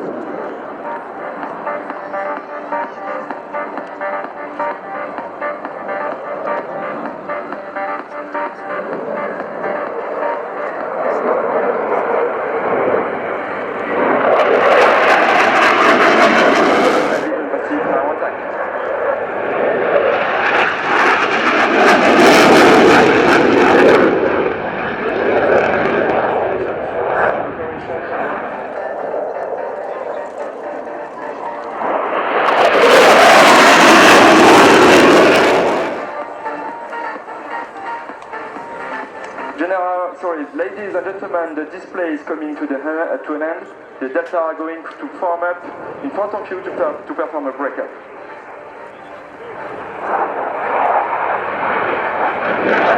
Fast jets in pairs, doesn't it? We used to see the Rafale Mike Jaguar pair and the Voltige Victor Mirage F1 pair. Then came Ramex Delta with the Mirage 2000N, which has just been retired from French Air Force service, and now Kuto Delta with the 2000D. And it's funny, you know, we used to see the 2000C and B single-seat and two-seat variants being displayed, the fighter variants and the two-seat. We've seen the attack variants being demonstrated, and my word, they look every inch the potent mud movers, don't they?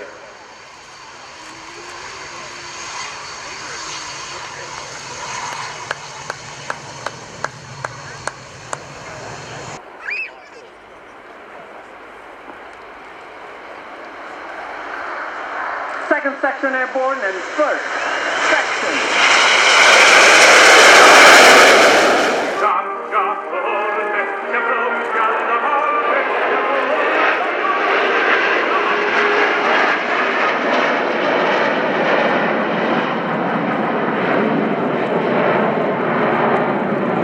Ladies and gentlemen, Frecce Tricolore 2018.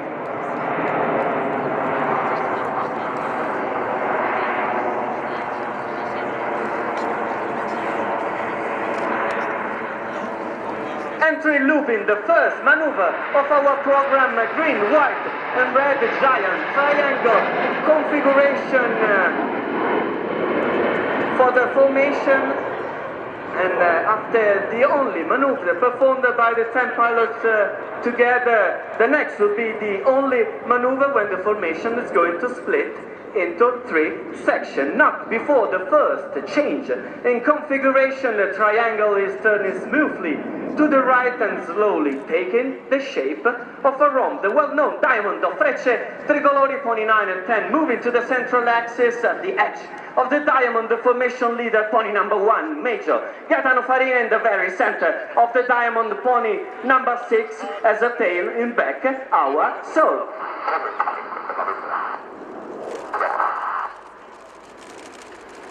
Let's go up, addressed to his wingman by the voice of Pony 1, and this is the great separation of the cardiology.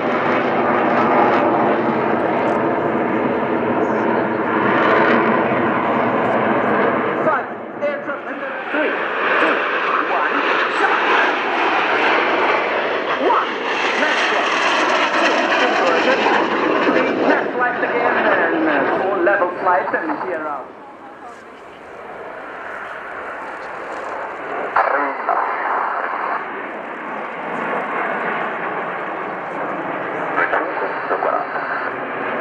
Formation rose as a unique big transport aircraft indication by the lead about 350 knots white smoke inverted flight. Roll at the center of the display and again inverted. Disproving the technical features of our MP339 and aircraft airfield. Ja, rombo, via.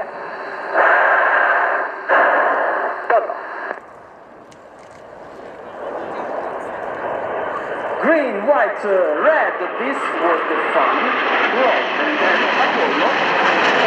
3, Apollo sections, separate as 2 lunar modules, 3, 1, 3, because 313th Aerobatic Training Squadron is the official denomination of our team, where 100 among officers and NCOs are on duty every day to make this spectacular flight. From the left, a solo cam with this series, so roll, let's count with him, 1, 2, 3.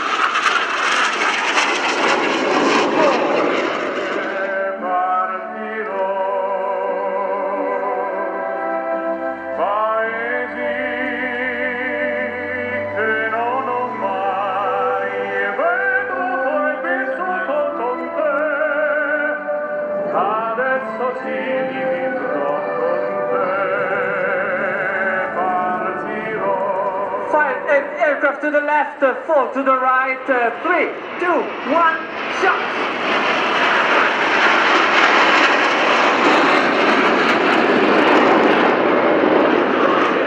And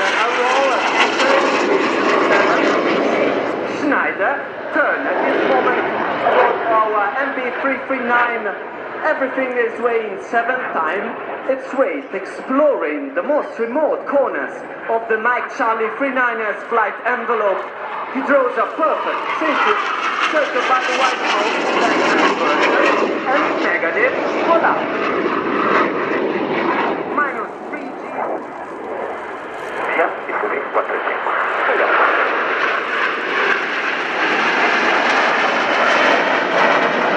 White smoke for bunny number 4 and number 5. Symmetrically repositioning in second wing at the back of the formation, that wingman in a line drawing a Charlie shape, why not, of good Italian wine chalice, which is now going up and forming this giant looping. They were 4,000 feet over the field at the top of this maneuver, ready to leave to our 339 spot. Look for the solo with his slow roll. Maneuver exhaustion of this maneuver.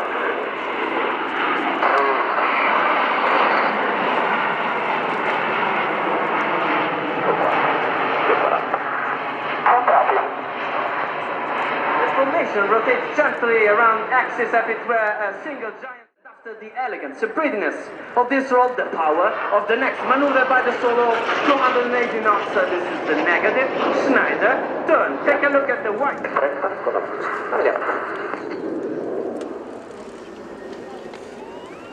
Inverted triangle, which is now going up with the green, white, and red of the Italian flag. Ladies and gentlemen, this is the amazing opening of the Arizona.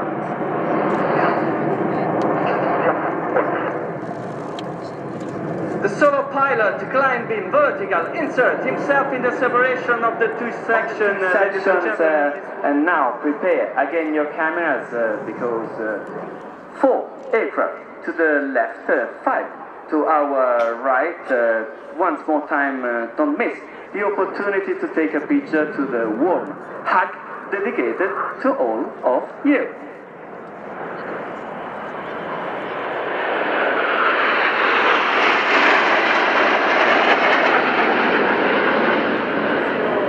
On his anemometer and climbing, while his altimeter pointer slowly stops and inverts its movement. An instant floating in the air and then down inside his own smokes. Ladies and gentlemen, this is the tail slide of the solo pilot of Frecce Tricolore. 55th anniversary, named a few months later in Italy by the polling of many enthusiasts during the air show. Celebrating our anniversary, ladies and gentlemen, for you today, the great emotion of the green, white and red of our tricolor spark, la scintilla tricolore. Pilot, the maneuver is usually reserved to prop aircraft that once again vertical, upstanding to the sky, 2 rolls, 2 spins, and then silence.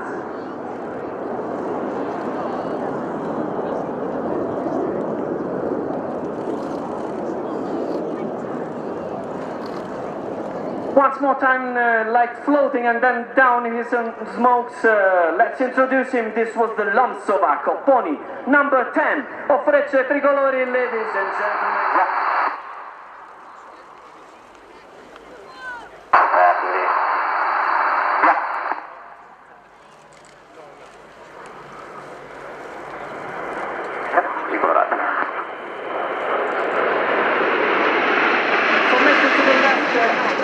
This is a barrel roller for Captain Barbero, who's demonstrating exceptional maneuverability forcing Latina to train our military pilots. Main formation going to answer one of the recurrent questions by our enthusiasts.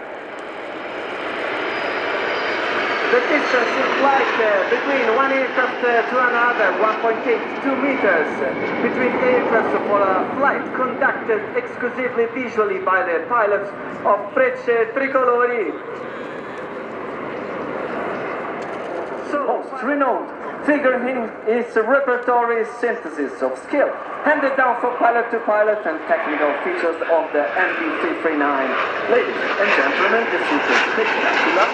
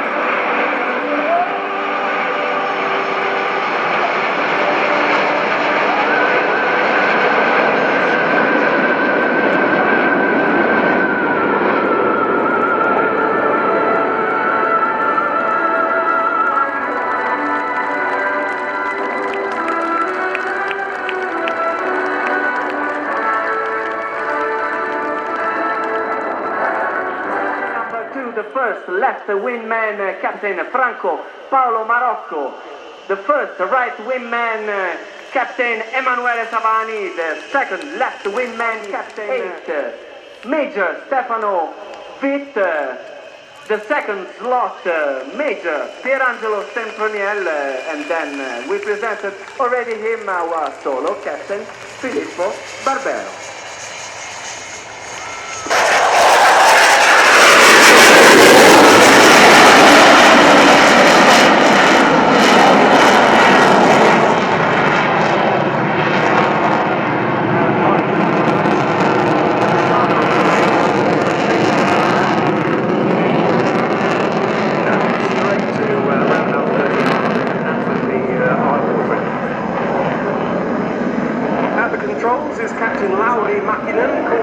Dr. Schneider, he's second flight commander and instructor pilot on Fighter Squadron 31.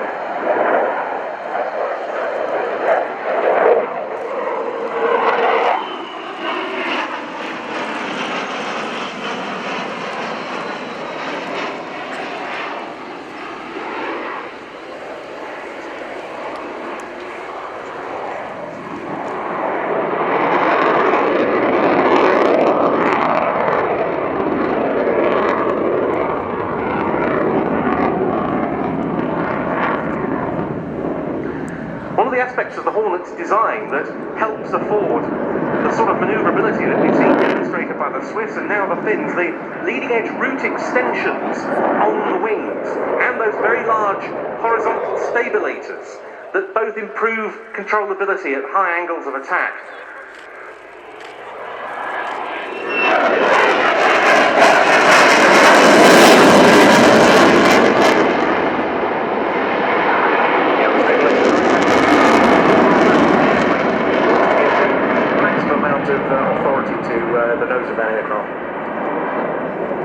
And that's what it's all about, isn't it? It's in air combat, in order even today to be on visual range environment, to get a bead on your opponent. Yeah, absolutely, and certainly in the slow speed environment, because not all air combat, although it may start at 400 knots, not all air combat ends up at 400 knots as you bleed energy.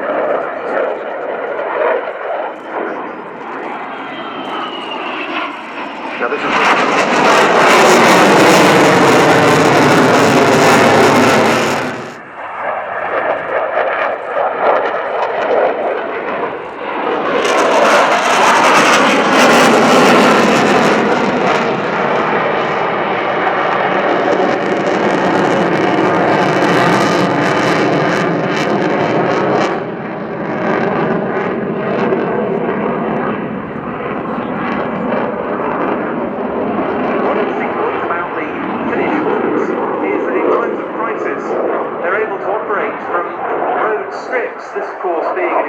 measure in case the whole airfields are bombed.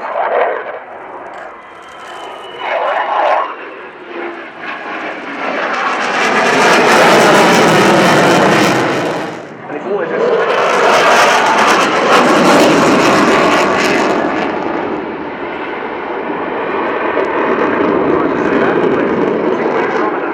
on the Hornet, not least with the propensity of at the slow now for another high alpha flypast.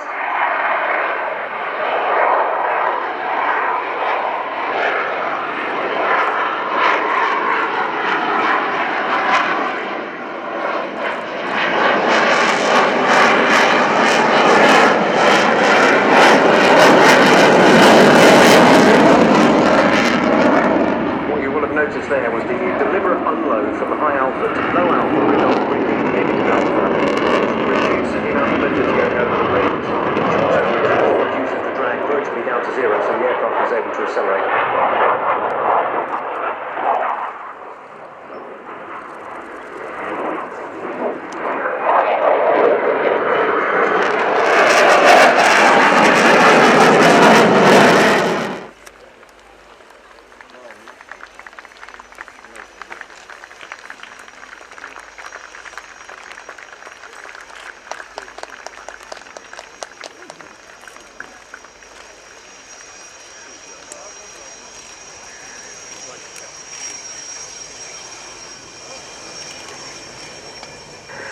stick with solo jets now, and another brilliant example of the genre. The airplane we've already